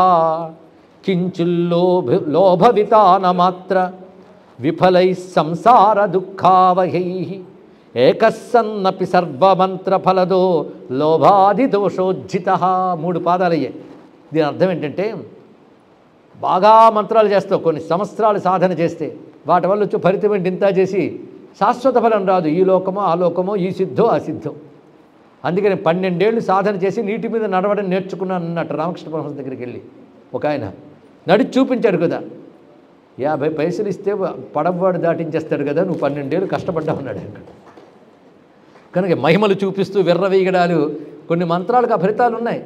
అలాంటి అల్ప ఫలాలు ఇచ్చే మంత్రం కోసం 12 ఏళ్ళు ఆయాసం వ్యర్థం చేసుకున్నావా? ఇంత ఆయాసం ఉన్న ఆయువు మళ్ళీ నీకు దొరుకుతుందా? కనుక అనవసరంగా కిం మంత్రైర్బహుభిర్ అనస్వర ఫలై ఆయాస సాధ్యైర్ వృధా. ఎందుకయ్యా? పైగా కించుల్ లోభవితాన, కొన్ని లోభంతో చేస్తాం, దీనివల్ల అది వస్తుందని. అలాంటివి ఏం చేస్తాయి? అప్పుడు కవిస్తాయి, కానీ తర్వాత నువ్వు ఏ లోభంతో వస్తువులు కోరుకున్నావో ఆ వస్తువులే దుఃఖములు పరిణామంలో. కానీ లౌకిక సుఖాలు ఏవి కోరుకున్నా పరిణామంలో దుఃఖం. 100 ఏళ్ళు ఆయువు అడిగాడండి భగవంతుడిని. 101వ సంవత్సరం వచ్చినప్పుడు మళ్ళీ దుఃఖిస్తావు, అయిపోతుంది. గుర్తుపెట్టుకో, ప్రధానికి పక్కనది ఉంటుంది. ఎన్నాళ్ళు ఇస్తే నీకు తృప్తుంది. అది చాలునంటే ఇంచుకంతే చాలును జన్మమునకు, చాలకుంటే లోకమెల్ల చాలదు అన్నాడు హనుమాచార్య. ఎంతకాలం అండి వీటి కోసం? ఇవన్నీ అనశ్వర ఫలములు. వాటి కోసం విఫలం చేసుకుంటున్నావు ఆయుష్ని. ఒక మంత్రం ఉంది సుమా, అది సర్వమంత్ర ఫలద. నీకు అవసరమైతే ఐహికం ఇస్తూ ఉంది, నువ్వు పట్టించుకోకు, ఏది కావాలో అదే ఇస్తుంది. సర్వమంత్ర ఫలద లోభాది దోషోజ్జిత. లోభాది దోషాలు లేని మంత్రం ఉంది. అదేమిటంటే శ్రీరామశరణం మమేతి సతతం మంత్రోయమష్టాక్షర. శ్రీరామశరణం మమ. చేసి చూడండి, అనుభూతి మీకే తెలుస్తుంది. ఏదైనా సాధకుడు రుచి తెలుస్తుంది. అంటూ రామేతి ద్వ్యక్షరో మంత్ర, 2 అక్షరాల మంత్రమయ్యా, రామ చాలు, ఇంకేం కావాలి? మా అమ్మని కలపాలి కనుక శ్రీరామ అను చాలు అన్నాడు. శ్రీ అమ్మ సీతమ్మ. రామయేవ పరం బ్రహ్మ, రామయేవ పరం తపః, రామయేవ పరం తత్వం, శ్రీరామో బ్రహ్మతారకం అని పరవశంతో చెప్తున్నాడు హనుమంతుడు మంత్రములు చెప్తూ. మరొకటి చెప్తున్నాడు ధ్యాన విధానాలు. రాముని ధ్యానాలు అనేక ఉన్నాయి. ఒక ధ్యానం వామే భూమిసుత, ఇది పూర్ణ ధ్యానం. ఇంకొక ధ్యానం సీతమ్మతో కూర్చున్నవాడే చిన్ముద్ర హృదయం దగ్గర పెట్టుకుని జ్ఞానముద్రాంకిత స్వరూపంతో ఉంటాడు. ఎడమ చేతిని ఎడమ మోకాల నుంచి వేలాడవేసి ఉంటాడు. పక్కన సీతమ్మ ఉంటుంది. కాలాంబోదర కాంతికాంతమనిశం వీరాసనే సుస్థితం ముద్రాం జ్ఞానమయీం దధానమపరం హస్తాంబుజం జానుని సీతాం పార్శ్వగతాం సరోరుహకరాం విద్యున్నిభాం రాఘవం. అక్కడ అమ్మవారిని చూస్తున్నట్ట, లేదా అమ్మవారు ఆయన చూస్తోంది. చిన్ముద్ర పట్టించాడు. తారక బ్రహ్మము కనుక చిన్ముద్ర పట్టాడండి.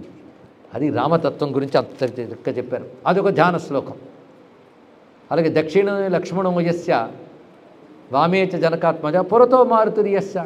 ఒకవైపు లక్ష్మణుడు, ఒకవైపు సీతమ్మ, ఎదురుగా హనుమంతుడు. ఎంత బాగుందో! ఎడంవైపు శక్తి, కుడివైపు భక్తి, మధ్యలో రాముడు. తెలుసుకోండి ఇక్కడ. అందుకే కుడివైపే లక్ష్మణుడు హనుమంతుడు ఇద్దరు ఉన్నారు. నిలబడి ఆయన వెంట ఉన్నవాడు లక్ష్మణుడు, కూర్చున్నవాడు ఆయన. ఏదైనా ఒకటి దగ్గరుండి చూసుకున్నాడు, ఒకటి ఎక్కడున్నా చూసుకున్నాడు. అంతే భక్తికి ఉన్న లక్షణం. 2 ఉపాసన లక్షణాలే. కానీ భక్తికి శక్తికి కేంద్రముగా ఉన్న రామమూర్తికి నమస్కారం చేసుకుంటున్నాం. అదో స్వరూపం. ఇలా ఎన్ని రూపాలు ఉన్నాయండి. ధనుస్సును ఎక్కుపెట్టి రావణునిపై బాణం గురి చూసినటువంటి రామధ్యానం ఉంది.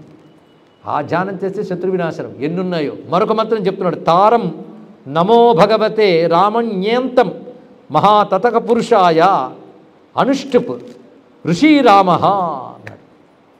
నేను రాముడే ఋషి అని చెప్తూ ఇక్కడ నమో భగవతే ముందు ప్రణవం పెట్టుకో అన్నాడు. ప్రణవం పెట్టుకుని నమో భగవతే రామణ్యేంతం అంటే చతుర్థి విభక్తి చేయమన్నాడు. రామాయ నమో భగవతే రామాయ మహాతతపురుషాయ అంటే ఓం నమో భగవతే రామాయ మహాపురుషాయ నమః. అది మంత్రం ఇది. అలాగే నమో భగవతే రామాయ ధనుష్పానయే నమః.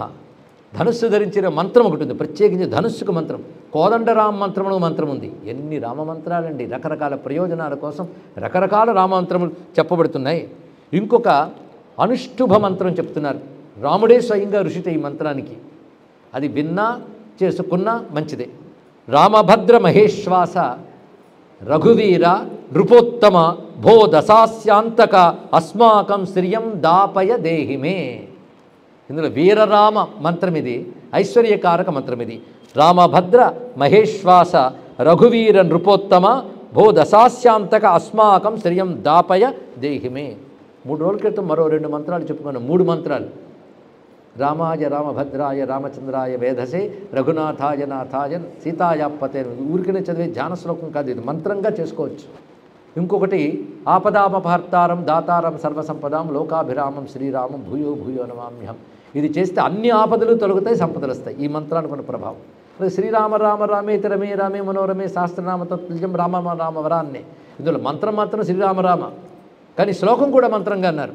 అది ఇప్పుడు నేను వ్యాఖ్యానిస్తే చాలా సమయం పడుతుంది. గతంలో చాలామంది చెప్పుకున్నాం కనుక నేను చెప్పట్లేదు. అలాగే విడిగా మంత్రములు లక్ష్మణ భరత శత్రుఘ్న హనుమంతుడికి మంత్రాలు ఉన్నాయండి. అంటే వాళ్ళ మంత్రములు అనాలి. వాడికి బీజాక్షరాలు ఏవో ఉండొచ్చు, కానీ శ్రీ లక్ష్మణాయ నమ, భరతాయ నమ, శత్రుఘ్నాయ నమ, హనుమతే నమ, సీతారామచంద్ర పరబ్రహ్మణే నమ. ఒక్క సీతమ్మకి మళ్ళీ విడిగా మంత్రం ఉంది, సీతాయే నమ. దానికి బీజాక్షరాలు చాలా పెట్టుకోవచ్చు, కానీ శ్రీ సీతాయే నమ అందరూ చేసుకోవచ్చు ఒక్కసారి.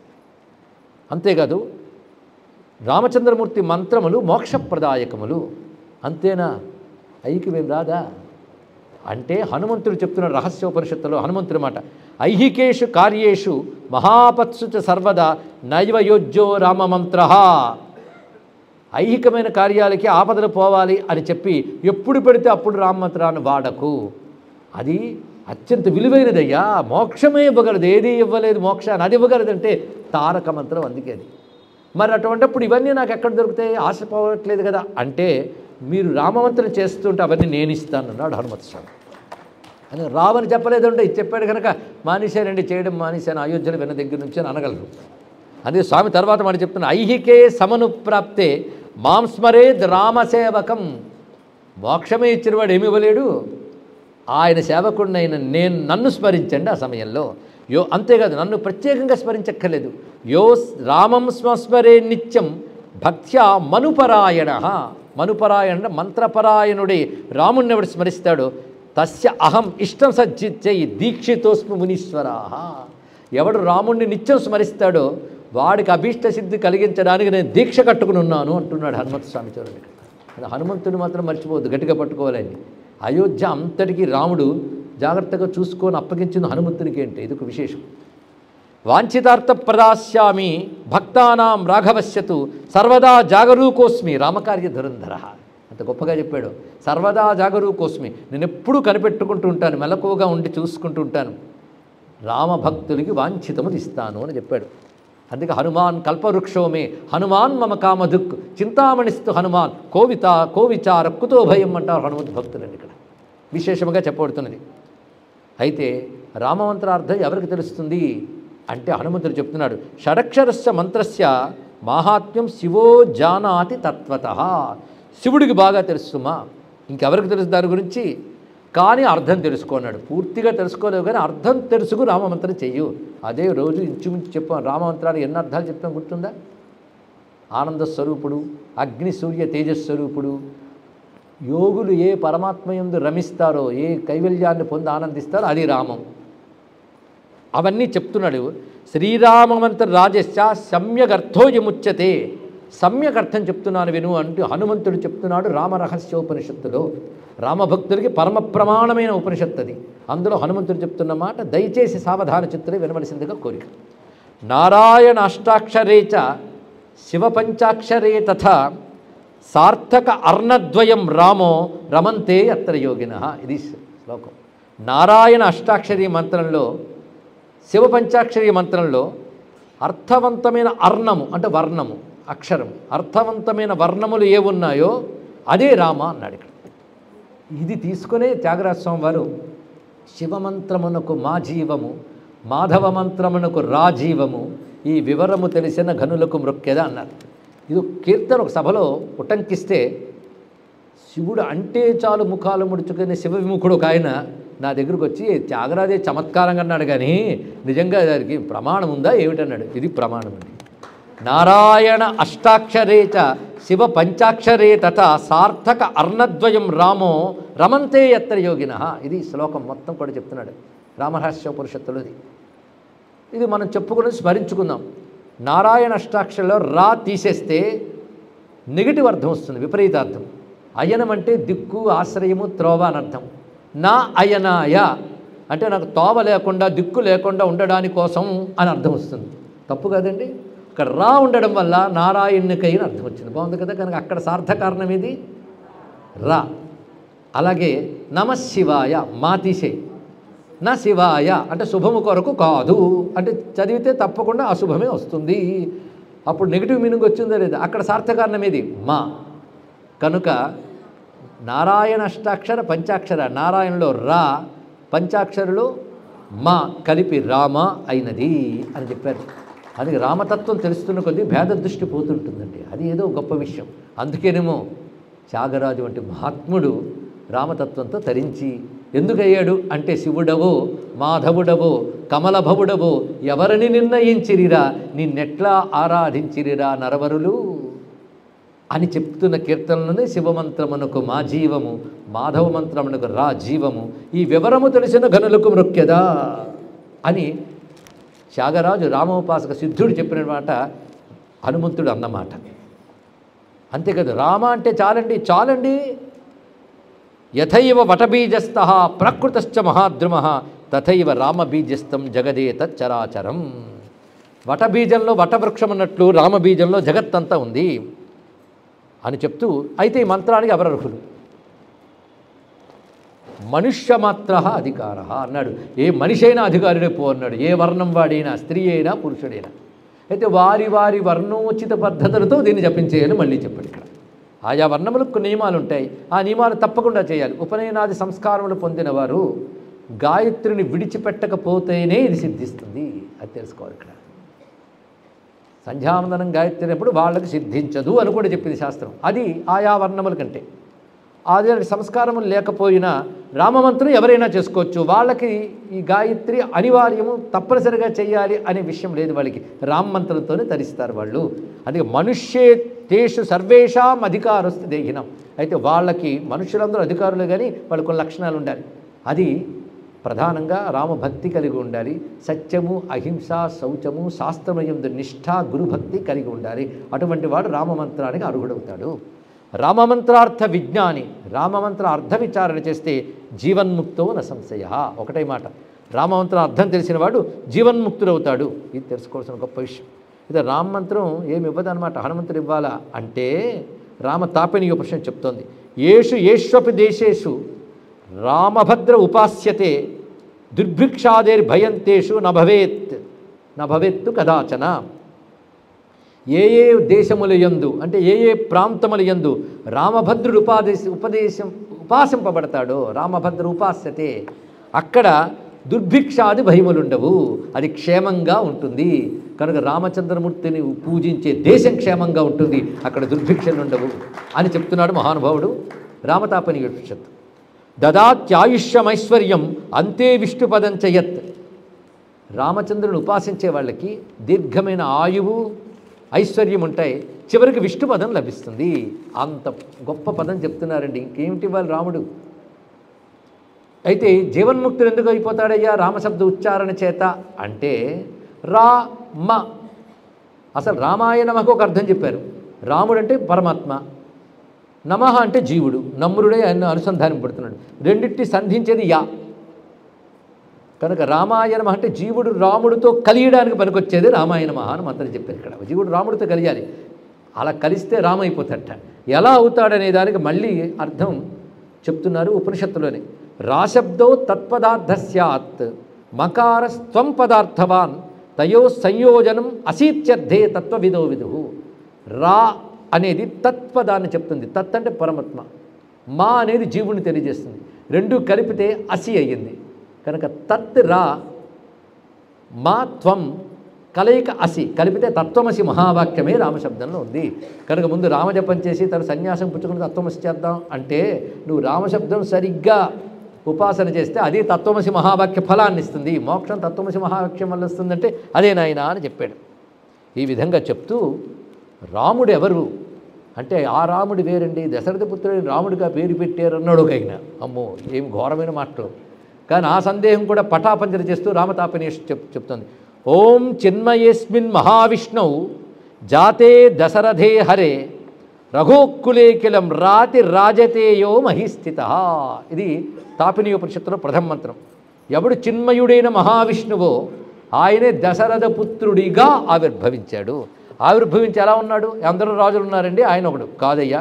రాజతేయో మహిస్థిత. రాజతే యో మహిస్థిత. రాజతేలో రా, మహిస్థితిలో మా కలుపు. భూమి యందున్న వాళ్ళల్లో అందరిలో గొప్పగా ఎవడు ప్రకాశిస్తున్నా అంటే రాముడే. ఆయన రామ. అంతేకాదు రాక్షసాయేన మరణం యాతి సోద్రేకతో.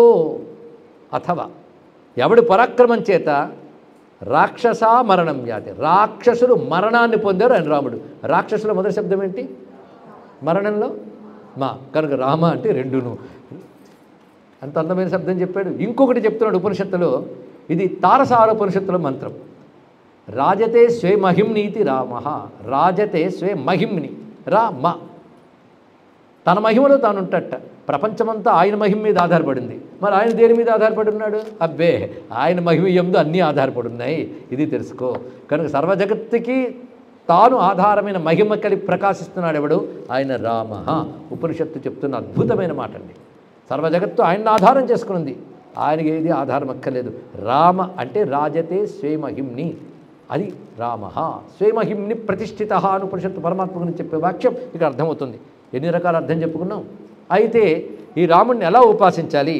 ఒక పంచే, నామస్మరణ చెయ్యి, చరిత్ర నిరంతరం పారాయణ చెయ్యి, ధ్యానం చెయ్యి, పూజించు. 4 పద్ధతులు. ఈ 4 చేసేవాడే రామోపాసకుడు. 4 చేస్తున్నారో లేదో చెక్ చేసుకోండి. 4 చేస్తేనే. ఒకటి చరిత్ర. చరిత్ర వల్ల వచ్చే ఫలితం ఏంటో చెప్తున్నాడు. ధర్మ మార్గం చరిత్రేణ. రామచరిత్ర నిరంతరం పారాయణ చేస్తే నువ్వు ధర్మ మార్గంలో నిలబడతావు. నిలబెడతాడు రాముడు, తెలుసుకో. జ్ఞాన మార్గంచ నామత. రామ రామ రామ రామ రామ అంటే జ్ఞాన మార్గం అయింది. రామతత్వానికి ఇప్పుడు పదాలకు అర్థం చెప్తే ఎంత జ్ఞానం బయటకు వచ్చింది. అదే నిరంతరం చేస్తే జ్ఞానం ఇస్తాడు ఆయన. కనుక నామత జ్ఞాన మార్గం, చరిత్రేణ ధర్మ మార్గం. ఈ రెండు ఉంటే సరిపోలేదండి. వైరాగ్యం లేని వాడికి మోక్షం రాదు. అది ఎలా వస్తుందంటే తథా ధ్యానేన వైరాగ్యం. రామధ్యానం చేస్తే వైరాగ్యం వస్తుంది. వైరాగ్యం అంటే అన్నీ అశాశ్వతమే కదా, అది ఆడవడం కాదు, శాశ్వతమైన దాన్ని పట్టుకుని ఆనందించడం వైరాగ్యం. తెలుసుకోండి, అది తెలియాలి. అది రాముడిని ధ్యానిస్తే వైరాగ్యం వస్తుందట. ఇది ఎలాంటిదంటే రాత్రి దీపాలు వెలిగించుకున్నారు, పొద్దున సూర్యుడు రాగానే ఆపేస్తుంది. ఎందుకంటే అంత కాంతి ముందు ఇవి అంతా. కనుక రాముడిని ధ్యానిస్తున్నప్పుడు కలిగే ఆనందం ముందు విషయ ధ్యానాలు లోపలికి వెళ్ళు. విషయ ధ్యానం లోపలికి వెళ్ళకపోవడమే వైరాగ్యం. ఎవడైనా విషయాన్ని గుర్తు చేశాడు అనుకోండి, చి పక్కది అంటాం విషయాన్ని, అదే వైరాగ్యం అంటే ఇక్కడ. కనుక రామచరిత్ర ధర్మ మార్గంలో నిలబడుతుంది, రామనామం జ్ఞాన మార్గంలో నిలబడుతుంది, రామ ధ్యానం వైరాగ్యంలో నిలబడుతుంది. ఇంకోటి ఉంది రామ పూజ. అదేం చేస్తుంది?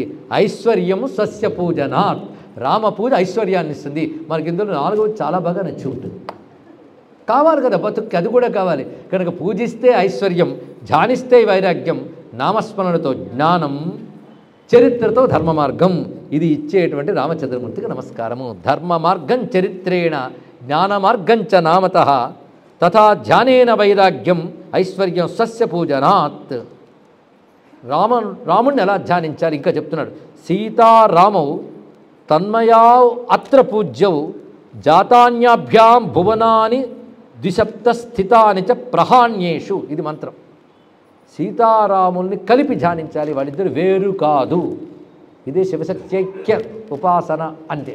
వాళ్ళిద్దరిని ఏకము చేసి ధ్యానించాలి. తన్మయాౌ అత్ర పూజ్యం.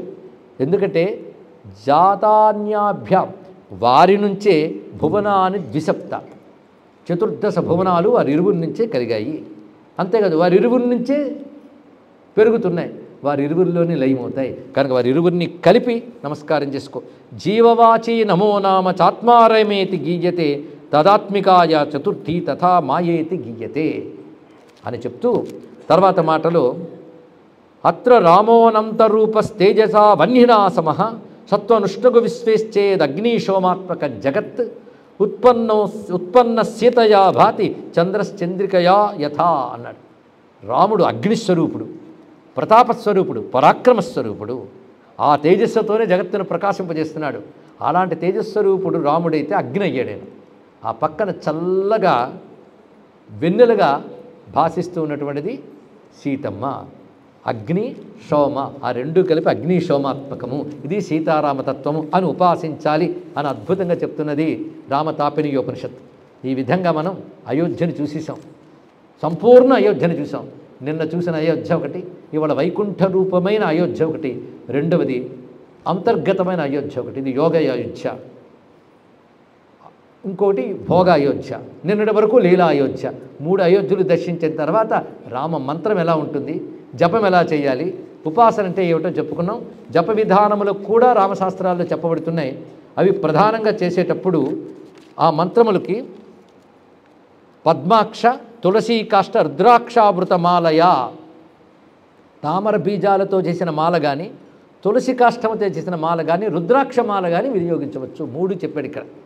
లేదా మాతృకామాలయ అన్నాడు. మాతృకామాల అంటే అకారం నుంచి క్షకారం వరకు అక్షరాలు, మళ్ళీ క్షకారం నుంచి అకారం వరకు అంటూ అక్షరములతో నామం పలుకుతూ చేస్తే మాతృకామాల అని చెప్పబడుతున్నది. ఇలా చెయ్యాలండి జపం. అలాగే కూర్చోవలసిన పీటలు అన్నీ చెప్పాడు ఇక్కడ. రాయి మీద, కర్ర మీద, వస్త్రం మీద కూర్చోరాదు అని చెప్పాడు ఇక్కడ. ఒకవేళ కర్ర వేసుకున్నా దాని మీద కంబళాసనం లాంటివి వేసుకోవాలి. కంబళాసనం అందరికీ సముచితం. దర్భాసనం పురుషులకు, దాని మీద వాళ్ళు మళ్ళీ కంబళి చిత్రాసనాలు వేసుకోవచ్చు. అలాగే న్యాసం చేసేవాళ్ళు పద్ధతి ఒకటి, ఆచమనం చేసుకోవచ్చు. మంత్రం చేస్తున్న చెప్పి ఆవలించడం కానీ, శోకించడం కానీ, క్రోధించడం కానీ, సైగలు చేయడం కానీ, మాట్లాడడం కానీ చేస్తే మంత్రం నిష్ఫలో అభూత్ అని చెప్పాడు. ఇవన్నీ రామ మంత్రశాస్త్రం చెప్తున్నది. పుస్తకం మూసి చెప్తున్నాను, ఎందుకంటే చూస్తే ఇంకెన్ని చెప్తానని భయంతో. కనుక ఈ నియమాలు సాధారణంగా ఏ మంత్రానికైనా చెప్పే నియమాలే రామమంత్ర ఉపాసకులకు చెప్పారు. ఇక్కడ చెప్తూనే గొప్ప ధైర్యం ఇచ్చారు. ఎవరైనా ఈ మంత్రం చేసుకోవచ్చు. మరొకటి, ఎప్పుడైనా చేసుకోవచ్చు, ఎక్కడైనా చేసుకోవచ్చు, ఎలాగైనా చేసుకోవచ్చు. ఇన్ని నియమాలు చెప్పాడు. నియమాలు లేకుండా కూడా చేసుకోన్నాడు ఇక్కడ. అంటే బీజాక్షరాది మంత్రములు సంపుటితో గ్రహించిన వాళ్ళు అలా చేసుకోవాలి. ఇందాక చెప్పే నామాదులతో కూడా ఎవరైనా, ఎక్కడైనా, ఎప్పుడైనా, ఎలాగైనా చేస్తే సిద్ధి మాత్రం నీ భక్తి కొద్దీ ఉంటుంది. ఇక్కడ భక్తి కొద్దీ సిద్ధి తప్పకుండా ఇస్తుంది. రామనామం మనల్ని అన్ని విధాలా తరింపజేస్తుంది అంటూ మొత్తం రామధ్యానం రూపంలో రాముని యొక్క అనేక మూర్తులను దర్శించాం. అనేక లోకములకు, అనేక దేవతలకు, అనేక అవతారములకు మూలము సీతారామ బ్రహ్మమే అనే ఎరుక ఇవాళ ధ్యానించిన పరా అయోధ్యలో గ్రహించగలిగాం. అది ఇక్కడే ఉందన్న విషయం తెలుసుకున్నాం. అటువంటి రామచంద్రమూర్తి పాదపద్మాలకు అంజలిస్తూ నిన్నటి వరకు మనం అయోధ్య మాహాత్మ్యం ఇవాళ దాన్ని చెప్పుకున్నాం. ఇది సంపూర్ణం చేయగలిగామంటే ఒక అవ్యాజమైన కారుణ్యం సీతారామచంద్ర పరబ్రహ్మం మనపై కురిపించాడు. అందుకే చెప్పగలిగాం. ఏ ప్రణాళిక నేను వేసుకునేది కాదు. ఇక్కడి దాకా వచ్చే వరకు ఒక ప్రణాళిక, ఇక్కడికి వచ్చాక మరో ప్రణాళిక అయింది. దీన్ని బట్టి అసలు వాడిదే అని తెలియాలి. అహంకారాలు పోగొట్టుకోవడానికి ఉపన్యాసాలు ఇస్తూ ఉండాలండి, చెప్పించేది ఎవరో తెలుసుకోవడానికి. అలాగే నాకెవడు చెప్పించాడో అని వినిపించాడు అందరికీ కూడా. నేను వింటూనన్న ప్రథమ శ్రోత నేనేగా. నేనేమన్నాను, నేను వినకపోతే అలాగా. కనుక మన అందరం శ్రోతలమే. భక్త హనుమత్ స్వామి, హనుమంతుడి హృదయంలో ఉన్న రామచంద్రమూర్తి. అటువంటి రామచంద్రమూర్తికి నమస్కరిస్తూ ఈ యజ్ఞ నిర్వహణకు దోహదపడ్డటువంటి వారందరికీ నేను ఈ సభాముఖంగా కృతజ్ఞతలు సమర్పణ చేస్తున్నాను. మాకు అయోధ్య కావాలి, ఎప్పుడు డేట్ ఇస్తారని అడిగిన వాళ్ళకి నమస్కారం. మరి ఎన్నో చేస్తున్నారు. ఇది కూడా ఎలాగండి అంటే చేస్తామని ఒక యువకులు బయలుదేరారండి. వాళ్ళ వయసు కొంచెం 80 దాటి ఇది మంచిది. ఆ యువజంట బాధ్యత వహించి ఎంత సౌకర్యంగా చేశారు తెలుసు. ఒక బృందావనం వచ్చిన వాళ్ళకి, కాశీ వచ్చిన వాళ్ళకి రుచి తెలుసు. అందుకే ఇక్కడ బాగుంటుందని ధైర్యంతో వచ్చారు. నిరాశపరచకుండా ఆ విధంగా చక్కటి సౌకర్యాలు ఏర్పరిచి చక్కని భోజన వసతి ఇస్తూ మనల్ని సాధన చేసుకోవడానికి అవకాశం కల్పించినటువంటి వారికి ప్రత్యేకంగా చెప్తూ, మిగిలిన వారిలో ఎవరి పేరు చెప్తే ఎవరిది మర్చిపోతారో తెలియదు కనుక అందరం కలిసి ఒకటిగానే ఇక్కడ ఉన్నాం కనుక అందరికీ రామానుగ్రహ సిద్ధిరస్తు. ఈ అనుగ్రహం మనం పొంది ఇంటికి వెళుతున్నాం. ఈ ప్రకాశం మన జీవితంలో వెలుగుతూనే ఉంటుంది, ఇంకందులో సందేహం లేదు. మనం రామభక్తి సామ్రాజ్యం చేసుకుంటున్నాం. మన జీవితాన్ని, మన శరీరాన్ని. అయోధ్య రామ సామ్రాజ్యం అయితే రామభక్తుడి శరీరం రామభక్తి సామ్రాజ్యం. రామభక్తి సామ్రాజ్యమే రామ సామ్రాజ్యం. అటువంటి శ్రీ రామచంద్ర పరబ్రహ్మమునకు ప్రణమిల్లుతూ జాంబవత్ సుగ్రీవ హనుమత్ సీతాలక్ష్మణ భరత శత్రుఘ్న పరివార సమేత శ్రీ రామచంద్ర పరబ్రహ్మకి, శ్రీ రామచంద్ర పరబ్రహ్మకి, శ్రీ రామచంద్ర పరబ్రహ్మకి, శ్రీ రామభక్త హనుమాన్ కి, శ్రీ రామభక్త హనుమాన్ కి, శ్రీ రామభక్త హనుమాన్ కి, శ్రీ అయోధ్యాధామ్ కి, శ్రీ సరయూ మయ్యా की नमः पार्वती पतये हर हर महादेव।